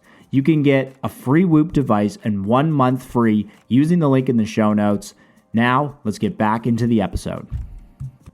And it's not really like confidence in like, can Connor McDavid like put the puck to the top corner? Right. It's more layers deeper. It could be like anxiety driven or identity driven or pressure driven. And especially when you're into those higher levels, like you're on a contract, there are other people who want your spot on the team or on the line that you're on.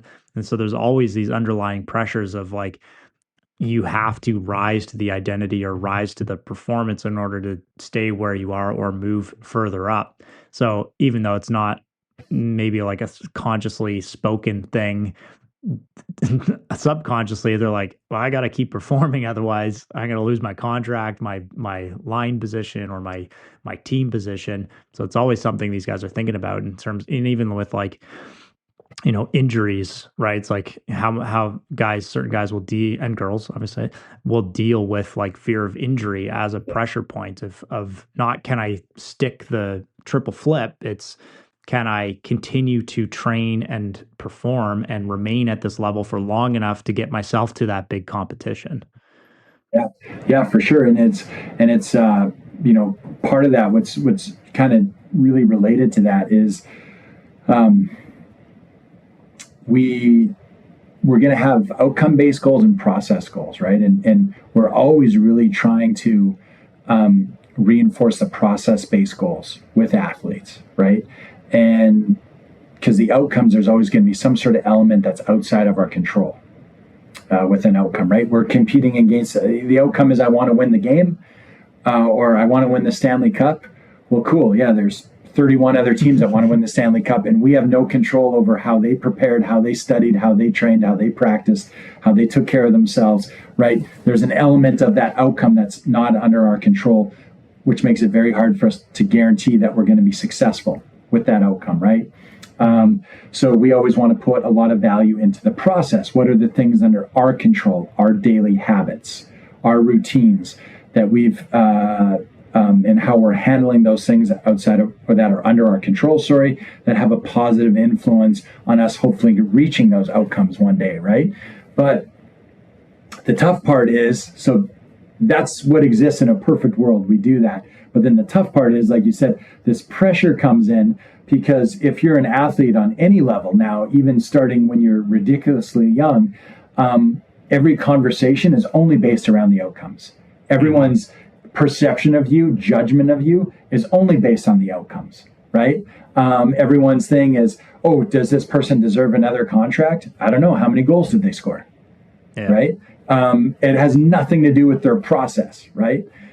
So all of these, it's in a perfect world, we have the athletes really just embrace this idea of the process and these types of goals, right? Because that's what's going to help prop them up and support the outcomes that they're trying to achieve. And it's going to do it in a very healthy way, which still makes them feel like they have value and they have self-worth, right? And they are able to keep their confidence intact.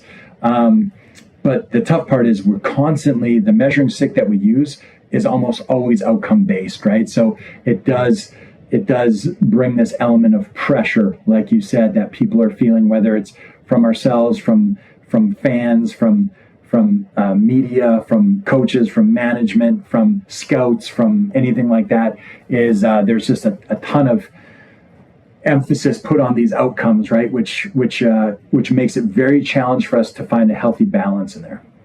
Yeah. And this has come up recently too, where I was reading this article and it was talking about these like Scandinavian countries and their approach to sports. You saw this as well? Saw too, yeah, with Norway, yeah. Yeah, specifically Norway. And obviously, the Olympics right now, I think they've got 34 medals and 19 of them are gold medals currently. And such a small population. From such a small population. Personally, when I was reading this article, I was like, wow, this is really fundamentally challenging the way I think of sport being a North American. And I did agree when it said, everyone gets a medal is going to create sort of snowflakes. But what it actually did, it did change my perspective on it. It clearly works because they're, being dominant at the Olympics. But really, I think if you can reinforce this, but the main takeaways was, up to a certain age, it's all process oriented. Like the reason they would give a medal to every kid up into age 14 is because they want to encourage the process of coming out, being part of a team or your individual sport, showing up, enjoying it, having fun, building skills and building friendships with the thought that, well, if they enjoy it, they'll keep coming out and doing more of it. And the other part of that was specialization, is getting a variety of sports and not specializing to one sport until you're 16 or something like that, I think is what they said. And I think that really reinforces what you're saying is they made the switch from an outcome-oriented process to a process-oriented process, and it has paid dividends for them. And then even at the World Juniors, I know that Czechia and Sweden also did a very similar thing with their minor hockey programs, and they've caught up to Canadians at the World Junior level. We got beat by Latvia, and Czechia and Sweden were in the final, and it's a good indicator that trying the other route out is probably going to be the better option for how we develop kids and remove things like unnecessary pressure. I've talked to 13-year-olds who are good hockey players, and they're freaking out that they're not at this tournament down in Philadelphia because they know this coach is going to be there, and they're panicked because they're not going to get their opportunity. It's like, dude, you should just be having some fun out there. It's awesome that you're good. Just keep scoring lots of goals, but maybe also play basketball in the spring. Give yourself a break. Do some stuff that's fun with your friends. You don't need to create this like crock pot of pressure around you making it or not. Like your family's security and safety is not going to depend on you making the NHL or a junior hockey team. Like you can take some of that pressure off. But did you dive into that article a bit too? Yeah, I did. It's funny. We maybe had a similar reaction to it. So I loved a lot of aspects of it, right? I do think that some of the importance of the outcomes when kids are really young, the emphasis that we put on those outcomes when they're young are just ridiculous and don't make any sense. And there's actually no correlation that we can draw from some of these outcomes to the long-term success of the athlete. I do think that, kids should be multi-sport athletes for as long as they possibly can. I really believe that the better overall athlete that they are, the better it will make them at their individual sport when it comes time to focus on just one, maybe in their mid to later teen years, right? So I love those aspects. I know it's so I think bred into us in a certain way. I remember reading the trophy thing or the medal thing, and I was like, well, I don't know. I don't know about that. I don't know if everyone needs a medal. But I think, again, too, it's all about balance in there, right? Do I really love that they've implemented this system? And do I love that we now have an example to look at and be like, hey, look, and not that there weren't other examples. I mean, there's nothing bigger probably in the sports world in North America than the NFL and college football. Right, it's probably at the pinnacle of North American sport, right? And when you talk to any of those coaches, sorry, I shouldn't make it sound like I've personally talked to them. I have not. But when you hear any of those coaches speak, like a Nick Saban or something like that, he'll tell you right away is like he only recruits multi-sport athletes. Like as soon as they look at a kid, the first thing he wants to know is like, are they a multi-sport athlete, right? So I shouldn't say that Norway is going to be the first example, but I think the more examples that we have of like people coming out and saying like, hey, like, you know, this is the system that we use. We actually want people to be more multi-sport athletes. We actually want people to be of high character. We want people to have developed and place a great emphasis on the process. So not just what they accomplished, but how they accomplished it, like what those habits looked like, right? We actually put a lot of stock into that. I think is just helpful for us shifting our model, right? When you see there's these successful examples. Again, you know, the funny thing is that, you know, the driving force behind it again too, and the kind of ironic part is us to look at Norway then, and the reason why it's probably grabbed so much attention is because they're because of the outcome. They're leading the Winter Olympics in medals, right? And if they were somewhere near the bottom right now in medals, we would probably look at that and just like brush it off and be like, yeah, well, that's great. Didn't work. You know, that's great that, you know, they feel that the kids' mental health and quality of life and them developing into well-adjusted human beings, that's great. That's all good, but they're not winning much. So who cares, right? The outcome's not there.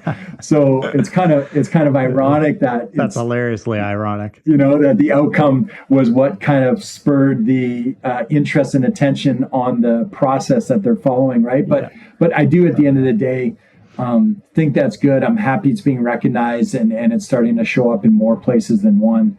And I obviously believe there's a lot of value when we work with, I run a strength and conditioning facility too. We'll have parents call at certain ages and be like, hey, you know, my son or daughter's 8 years old. We want to put him in a thing. I'm like, you know what? That's younger than we would accept. And like, if we did, all we do is we put them out on the turf doing drills that worked on change of direction or proprioception or hand-eye coordination or, you know, all these elements. But they could also do that by just going and stepping on a soccer field or playing basketball or playing lacrosse or playing anything outside of hockey. They could go do that and they would build all these same athletic attributes that we'd be trying to mimic in the gym through certain drills, but they could do so in a setting where they meet new people and they have new experiences and they learn a new sport and they develop friendships and they do it in a way better manner than they ever could working in the gym at that age, right? So we always try to really kind of, I think it's important that when I speak about it, that we also follow it through action, right? So our programming doesn't start that young, right? And for that reason, and if we ever get inquiries about it, we really push people to try to pursue playing another sport and trying to educate them on how that will accomplish all the same things at that age. And just in what I think ends up being a much more positive environment to do it in. Not that there's anything wrong with being in the gym. I love the gym. It's where I'm most at home. But, I think in those circumstances, just playing other sports is better, right? Yeah, even cost effectiveness, realistically, like it is expensive not to take away from what I do on a daily basis, but it's like, a kid needs better hand-eye coordination and agility and change direction. Have them play badminton or squash. A racket costs $50 and a membership to a squash court costs $15 a month, and they can get out there and build all those skills pretty easily, and they might have a little more fun doing it than. And I think there's a misconception sometimes too, is again, because we're always so worried about outcomes, that we always think like of the sport at the highest level, right? So we're like, it's tough to be a multi-sport athlete because, these seasons overlap with each other and stuff. And it's like, well, your kid's going to play AAA hockey. That's fine. But I know that might not leave room for them to play AAA baseball or be on their school basketball team. And I know because I'm a parent that's been through this with my own kids, right? Being a multi-sport athlete doesn't mean they have to compete at AAA at every single sport that they play in, right? Being a multi-sport athlete could mean, hey, after school, you're outside in the driveway shooting hoops with your friends. You're a multi-sport athlete. So that means you could sign up for intramurals and play them at lunch. And that means you could actually show up and participate in your gym class.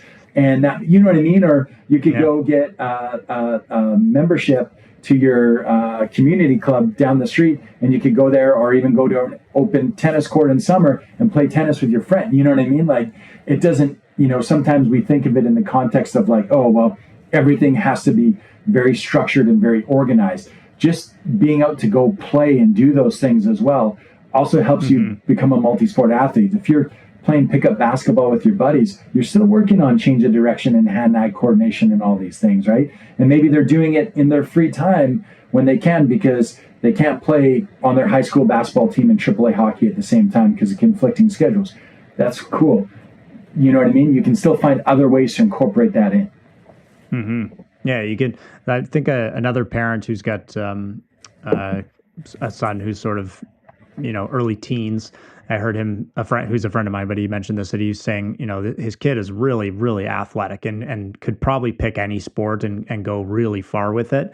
But one thing that they had as a conversation was, you can do one sport that is competitive, like the thing you're going to go for.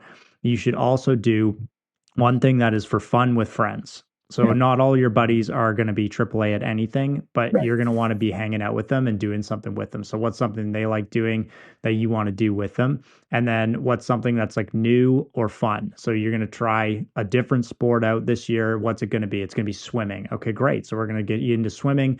You don't have to go out and try to be a AAA swimmer because you're a AAA football player. So don't, just go do it because it's going to be enjoyable.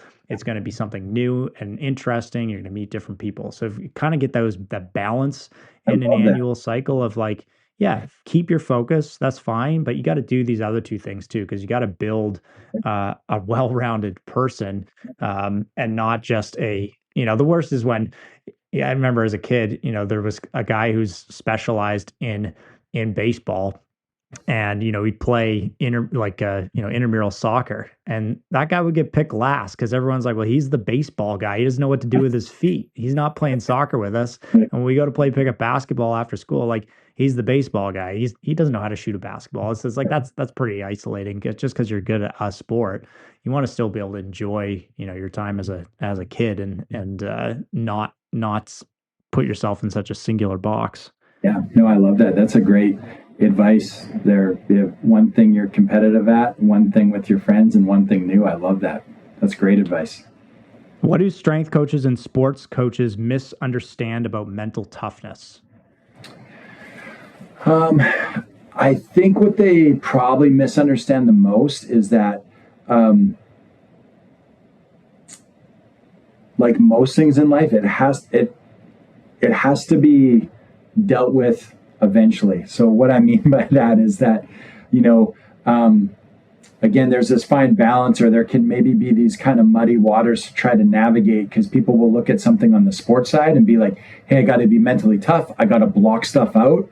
I can't have the distractions. I gotta be almost like with this like robot level of like focus and like not let anything bother me and don't think about these things and push them away, right? And then on the other side of, you get outside of the sports world and you get in the therapy world and you're like, hey, you just got to feel everything. Like, you got to feel your emotions and you got to name them and you got to be aware of them to be able to work through them, right? And again, we got kind of two opposites of the spectrum there, two opposite ends of the spectrum. So I think what they miss in the from the coaching perspective is that they're not wrong. Like, you do need moments where you just need to block everything else out. You do need to prioritize your focus in that moment and not have other things in your life influence your performance, right? You don't want that. That's okay. But I don't think that there's ever the recognition or realization that stuff does have to be dealt with at some point, right? Mm-hmm. So we can temporarily block that out and focus to get the best out of our performance. And that is a skill, and we should strive to do that, right? And within that emotional regulation piece. But at the same time, if we just put it off and put it off and put it off, right? There's going to be an accumulation. So another, parallel I was able to draw from the sports world and the therapy world is the idea in the sports world, you have acute injuries and then you have accumulation injuries. Well, in the psych world too, you'll have acute, let's say, trauma or acute grief or acute mental challenge that we're working through, but you'll also have ones that accumulate over time, right? Where you realize that there was some bad habits in there. There was some stuff that was missed. There was stuff that was overlooked. There was stuff that always got pushed aside and was never properly addressed. And then all of a sudden you show up with some sort of injury in the gym because you're like, I knew this was kind of a thing, but I just kept putting it off because once I started warming up, it just felt good. So I just never worried about it. And now, now this thing is shown up in a way that I'm not able to train or perform like I'd want to. There's been this accumulation. Same thing happens with us mentally, right? So it's that same idea. So I think from a sports coach perspective, is just that recognition that, hey, we've asked our players, we've asked our athletes in this moment to be able to regulate this emotion or block this out and give all their focus and attention on this one thing, to help perform at their best and give me their best and give the team their best in that moment. I have to respect the fact that whatever they were going through, whatever I asked them to block out, to ignore, to push down, or whatever, that they are going to have to address that at some point, or I'm going to have this athlete kind of implode on me somewhere down the road. And if I care about this athlete as an individual, and not just as an athlete, but as a human being, I want to help support them in the most holistic way possible, right? I just don't want to use them for their performance to make me look like the best coach ever. And then if they implode or have a breakdown, I just push them away and be like, I guess, they're not cut out for it, or whatever that looks like, right? I want to have that recognition that, hey, that's great. I'm asking them to do this. I also want to provide the same supports for this athlete to deal with this stuff when we're not in the game, when we're not in the season, when we're not, so I'm not asking them to push this down or keep it away or ignore it forever, right? Because I know that's going to be detrimental to their long-term mental and physical health. That I'm actually helping support and being like, hey, I've asked you to give me this. Like I asked you for the last 4 months leading up to the Olympics to be able to block all this stuff out and do whatever. I realize that when you go back to your life after this, there's going to be some work that has to be done in all different areas of your life. Here's a support for that. We're supportive of that. We encourage that. We, you know what I mean? We want to help in any manner that we can. So I think that's maybe the biggest thing that's missed is just that, life is going to continue to go on outside of that game or outside of that performance. And everything that you've asked them to do is going to come to the surface again at some point. So it just because it's blocked out temporarily, it's not blocked out forever. And we do have to deal with it at some point in time. Last interruption before we jump back into the episode, I want to give a quick shout out to Trainerize. If you're a coach trying to build an online business, manage clients more effectively, or simply create a better coaching experience, Trainerize has been a huge tool for me. It allows you to deliver programs, habits, nutrition guidance, communication, tracking, and accountability all in one place instead of trying to piece together 5 different systems. A lot of coaches are great at coaching, but the system side becomes overwhelming. Trainerize really simplifies that process. You can check it out here in the show notes. There's a link that will give coaches a discount code that will completely change the way you coach your clients. All right, let's get back into the episode. Yeah, and sometimes even this is going to sound like bad advice, but sometimes those things are also used as fuel to push hard in performance. And I mean, I'm sure I've known guys, you've known guys. There's lots of examples we can point to where, you could tell that guys or girls really fueled by something maybe a little dark, and it's the thing that's really pushing them hard. But eventually, if that's not, you can't always rely on jet fuel to push you through. Eventually you got to get a little diesel in there and slow down. But yeah, for someone who's using sort of negative emotions as fuel, what's the shelf life on that? That's exactly it. Yeah, you're exactly right. I love your analogy that you use there too. But with the different fuel sources. But you're exactly right. It's not a great long-term strategy, we'll say, right? It can carry you to a certain point, but eventually there's going to be some type of like the law of diminishing returns, right? Where all that anger, that negative situation, or that is going to, there's going to be a law of diminishing returns on it. And then where you drawing from, right? Where you getting your motivation and your focus and your dedication and stuff from it. We have to be able to create a scenario where it's coming from a healthy place eventually. Mm-hmm. Yeah, it's a limited resource, and then eventually it does backfire. So what does true physiological resilience actually look like? So, great question. I think it's obviously comes from us, pushing ourselves, right?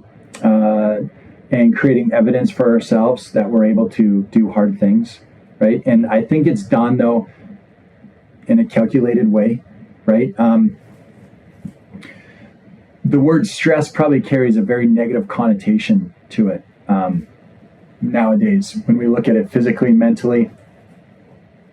But really, what we want to be able to do is we want to be able to voluntarily subject ourselves to a certain amount of stress, make sure we've given a certain amount of tools to it, and then we adapt to it, right? So again, pull another gym analogy here. Every time you go into the gym, you voluntarily subject yourself to a certain amount of physical stress, right? You're going to put your muscles, your body, your energy systems under a certain amount of stress, and that's going to be done so in a smart way, right? You're going to subject yourself to a certain amount of weight, however you're going, whatever the loading parameters are, and that's going to be done for a certain amount of sets and reps with a certain amount of rest time, right? So we're creating the scenario where you're voluntarily subjecting yourself to stress, but at a dose, at an effective dose that we can manage and handle so we don't break down. And then you're going to adapt to that. You're going to go through those adaptations, and you're going to be stronger or faster or more explosive or increase your aerobic capacity or whatever that looks like, right? That's how we train. So for us to be resilient mentally, it's the same thing, right? We want to voluntarily subject ourselves to a certain amount of stress. We don't want to just jump in with 2 feet and be overwhelmed by it. We want to make sure that we've done so in a proper way, right? So, if we've never done a public speaking thing before and we're nervous about it, we're not going to go do a thing in front of 1 million people, right? You might go do a thing in front of 5 people first, right? And be like, I can handle that. These are 5 people in a room that I know. I've subjected myself to the stress, the pressure of that. I've come out the other side okay. I've adapted to that a little bit. Now I can increase the amount of people that I'm going to talk to, right? Just like we do in the gym. So with the weights, right? So it really comes down to, pushing ourselves in a smart way, right? It's that progressive overload theory again, right? How do we mentally and emotionally progressively overload ourselves so we adapt and we increase our capacity to handle hard things and the evidence that we're capable of doing that, right? This became really popular because Huberman, Dr. Andrew Huberman talked about this on his podcast on the anterior mid-cingulate cortex. It's abbreviated the AMCC, and it's an area of the brain which they've actually studied and found that in people that regularly test themselves in some type of way, so people that would regularly go to the gym or in any capacity, they just put themselves in challenging situations, right? That their AMCC is better developed than people that don't, right? And so what they found is that part of this resiliency is actually a learned skill, that the area of our brain that is in charge of us believing that we're capable of handling trials and tribulations and doing hard things is actually further developed the more hard things that we do, right? Now, we don't want to pick one, like I said, that's so far on one end of the spectrum that it almost becomes traumatic that we had this experience. But just like we do in the gym with the progressive overload, if we could find a right starting point for ourselves and then subject ourselves to situations that might cause us some stress, right? That are challenging for us. It's us about always being right on the edge of our growth, right? If something feels slightly uncomfortable for us, that means we're probably in a good place, right?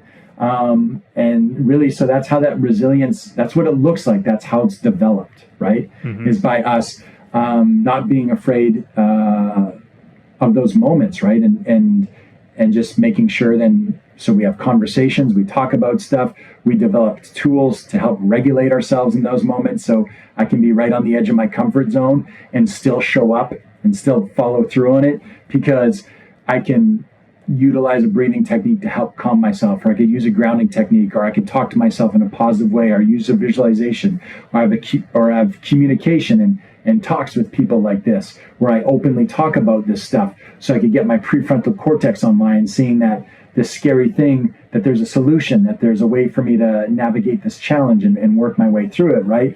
And so we employ all these skills to put ourselves in a position where we can handle the stress and just develop that mental resiliency piece, right? By consistently subjecting ourselves to stuff that tests us, right? And we find it naturally in life. We all have a certain amount of resilience right now, because you all would have learned part of that by putting yourself in situations and relationships that you have with friends and family and romantic relationships and going to school and all this stuff, right? But we can actually consciously do it as well, and put ourselves on the edge of our comfort zone to really help facilitate growth. Yeah, with a strategy and a plan. Yeah, exactly. Yeah. If you could redesign how we develop athletes mentally and young athletes mentally, what would you change? I think it would just be an introduction of some of these skills or tools at a younger age, and just make them part of the curriculum, right? Mm-hmm. We do a very good job at, and we even did this at a high level with the high athletes, and it's gotten a lot better over recent years, but we did a very good job of creating this environment where everything physically, there was some sort of structure and guidance and systems to help develop it, right? So you're an athlete, you're coming in the gym, it's like, hey, here's your workout, here's the exercises, here's the sets, the reps, here's how we're going to load it, here's the tempo, here's the rest times, here's the sequence of the exercises. It's very well thought out and planned, right? Then you would step out onto the field or the court or the ice, whatever your field of play is as an athlete, and there's a practice plan. The coach isn't just, hey, run out there and do whatever you want to do. It's like, hey, here's a warm-up, here's individual drills, here's how we're going to take those individual drills, apply them to small area games, here's how the small area game gets applied to like a game situation. And then we would watch film and we would break that down. And then we would even do so a lot with like nutrition and be like, hey, here's like beneficial ways for you to eat. Here's information on how you should sleep. Here's how you create a good positive sleep environment. Here's how food fuels you. Here's like a meal plan on what you can follow for, that's in alignment with your goals, and your macronutrient breakdown based on your body composition and your energy demands and blah, blah, blah. Like so much information, so much structure and stuff. And then we would get to like the mental side of things, and we just give very generic, like, hey, like you just got to forget about it. Just let it go, or you got to be a pro. Right. And like that would be the advice on stuff. Or like pull up your socks. Right. Yeah. Or they'd walk in and be like, boys, we got to focus. Right. And there's probably like people sitting in the room being like, I am trying like with every ounce of my life to focus right now, and I can't. Like, how do I do it? Right. So why are we focusing on? Yeah. Why are we not providing that same level of guidance and detail and structure to all these young athletes on like, hey, when we say focus, here's how you focus. Here's a skill. Here's tools that help you focus. When we say, hey, you got to let it go, move on to the next play, like here's actual things that we could teach and that we can practice to do that, right? So I just think we got to bring the same level of care and detail to that mental and emotional element that we've already brought to the physical elements of the game for athletes for so long. Yeah, and it's probably, it is probably starting to trickle down. It's definitely a way more common conversation. People know about sports psychology and psychotherapists and stuff now. It's becoming more, but you know what? It's really coming from the top down. It's like the pro teams get it because they have access to it and they can fund it. But, to take a Norwegian approach to this, it would probably be really beneficial to do this at the bottom and start to introduce this at, 12, 13, when kids are starting to get competitive and have a foundation of skills that as they move up in higher levels of sports, that they are also building those skills. So maybe we'll call it the Canadian psychology project, where we start building those foundations of tools earlier for these kids so then they can be more resilient. I mean, that was like, not to go too off topic as we near the end here, but that was something that the Canadian World Junior team really struggled with. And it was a conversation after, was resilience, because these kids have been the best kids forever, since they were 13 years old, and they never really had to deal with any kind of, challenges. They were always the best kid. They always made the team. They always scored the most goals. No one ever said to them, like, here's where you could be improving. So then when they finally come up to a force like another team that has been developing, coming across the pond, all of a sudden they don't know what to do. They don't have the skills of resilience that when those challenges are finally presented to them, they've never practiced the skill. And that's what's been our, at that level, that world junior hockey level, has been our biggest detriment in the last whatever number of years, because those skills aren't there. They're great, amazing hockey players. They're going to be the best in the world. They're going to be picked first overall, but they don't have exactly what you're saying. Is like, they've got that whole other side, and they haven't even developed the basic tools that are needed, I'm assuming, for how to deal with that kind of necessary resilience. And that stuff could even be, I've always believed it could be taught in school, right? It could be part of the curriculum in school. We start learning as kids, like, hey, because you even get outside of sport, right? Hey, life's going to be hard. Yeah, absolutely. There's going to be really challenging moments that you experience. They are unavoidable. We know that they are going to come up at some time. Here's how you manage those, right? Here's the tools that you add to your toolbox. Here's how you regulate your emotions. Here's how you do these things. It's going to come up later on in school when you start playing sports at a higher level. One day you're going to be in the workforce, and it's going to come up in your job. It's going to come up in all the relationships that you have. You know what I mean? Like, I really think that there's an opportunity for us, and maybe it's getting there. Like you said, it has come along. Even when I kind of made the decision to do this, like, it's funny, I thought I was, it's like you have an idea to do something, but they always say like 1,000 other people are thinking, the same thing at the same time, or 10,000 people, whatever it is. And so I remember thinking back, and like, this might have been like 2015 or 16, when I was like, hey, I got to start. First step is to go back to school and switch my degree and like change my psych minor into a psych major. I got to go get that done. And I remember thinking, like, some of these same themes that we're talking about today were kind of like the driving force behind it.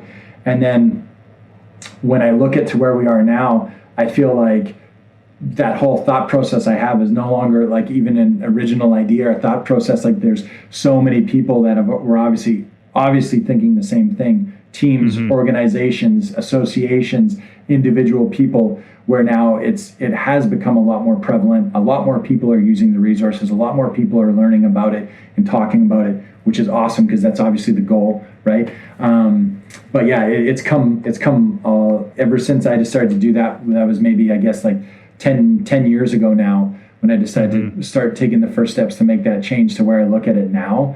When I was thinking about it at the time, I felt like it was not a novel idea. Obviously, sports psychology existed and therapists existed, but at least within my bubble, within my circle, we never really talked about it a ton, right? Where now I feel like the conversation comes up all the time, which is awesome, which is great. I've heard a bit off topic, but a bit of an esoteric theory on that idea of a signal is sent out because something needs to happen. And it's whoever is open to receiving that signal will do something about it. So if there's a lot of people that have stepped into a similar role that you have, it's probably because there is going to be a really big demand for it. That would be my approach for it. So it's great that you received that message and also took action on it, because it's going to play a big role. I'm going to hit you with a few sort of short answer, rapid fire style questions. Sure.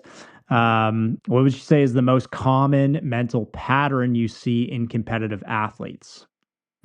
Like from a positive standpoint or a negative standpoint? We'll keep it positive.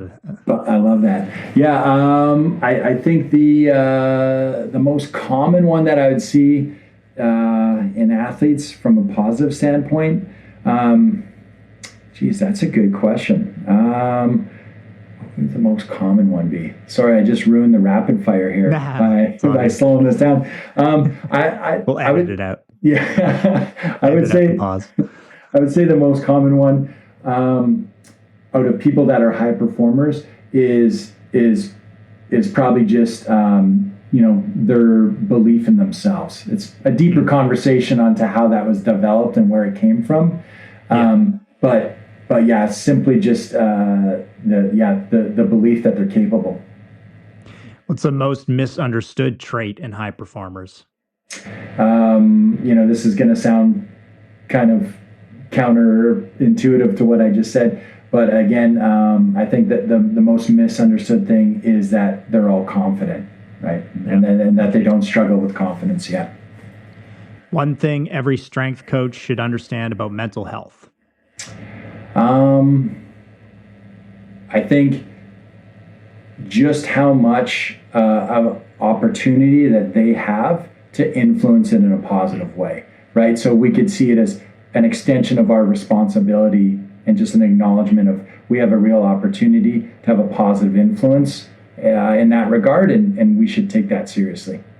Yeah, love that. Is confidence built or uncovered? It's built, for sure. What separates sustainable high performers from short-term ones? I think what we had touched upon before, I think what the fuel source is, right? Mm-hmm. What their why is and where it's coming from. And where can people connect with you?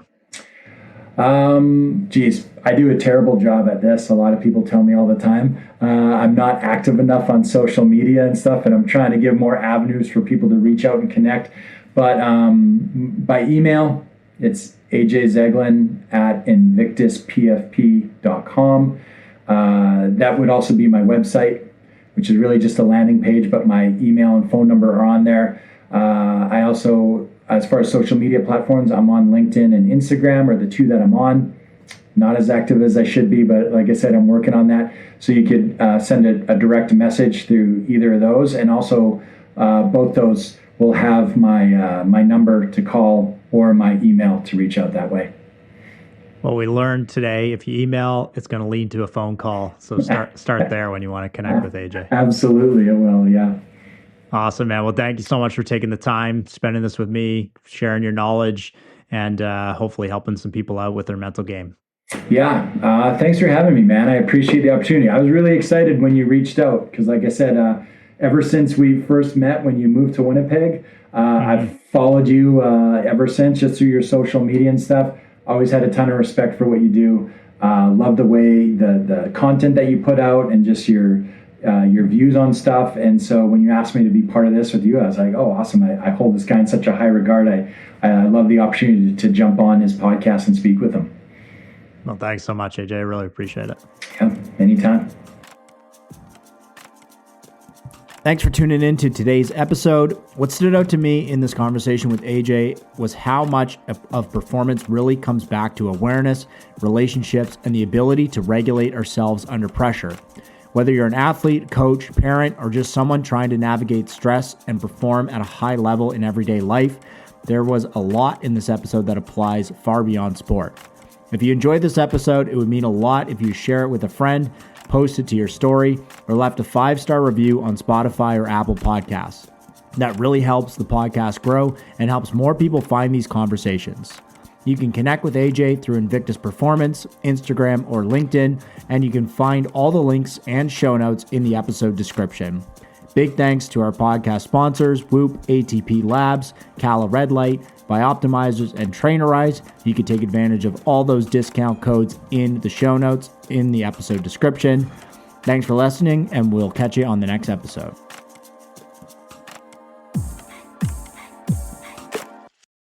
Thank you, everyone, for hanging in for the full episode. I appreciate you all. Quick reminder about the brands that make this podcast possible and the offers that you can take advantage of. These are products I use daily, and they help me perform at my best, recover faster, and stay on top of my game. Coaches, you know how hard it is to juggle clients' programs, progress tracking, and communicate. I've been there too. After years of grinding it out, I finally found Trainerize. It brings everything I need for coaching into one platform. Whether I'm onboarding new clients, scaling my business, or keeping people accountable, it just works. I've tried other platforms over the years, but for the last 3 years, Trainerize has been my go-to. It's easy for me to grow and for my clients to stay consistent. If you're a coach looking for flexibility and simplicity, check it out. Use the link in the show notes to get your first month with Trainerize for free. Here's the thing. Good sleep and recovery aren't optional, especially if you're trying to train hard, stay sharp, and keep up with life. That's why I use Bioptimizers. Magnesium Breakthrough and Sleep Breakthrough have been game changers for me. I've tried other products, but these ones deliver. High quality ingredients and noticeable results. If you want better sleep, digestion, or recovery, Bioptimizers fills the gaps your diet can't. Trust me, you'll feel the difference. Use the link in the show notes and the code 3phase10 to get 10% off your order. I used to stress about getting perfect sleep, and ironically, it ruined my sleep. That's when I started using Whoop. Whoop gave me clear insights on my recovery, strain, and sleep patterns, so I stopped guessing and started optimizing. It created a positive feedback loop for better sleep, better decisions, and better training. If you want to train smarter and recover better, Whoop is the tool you need. Use the link in the show notes and get the device and your first month with Whoop for free. Nutrition is the foundation of performance. That's why I trust ATP Labs. From Supreme Beef to MyoPrime Creatine and Pure Essential Amino Acids, these products fill the gaps in my nutrition and help me recover faster, train harder, and perform at my best. ATP Labs uses high-quality ingredients you can feel good about, and you'll feel the difference. If you're serious about fueling your performance, check them out. Use the link in the show notes and the code 3phase10 to get 10% off of your orders. Thanks for sticking it out through the ads, and we'll see you on the next episode.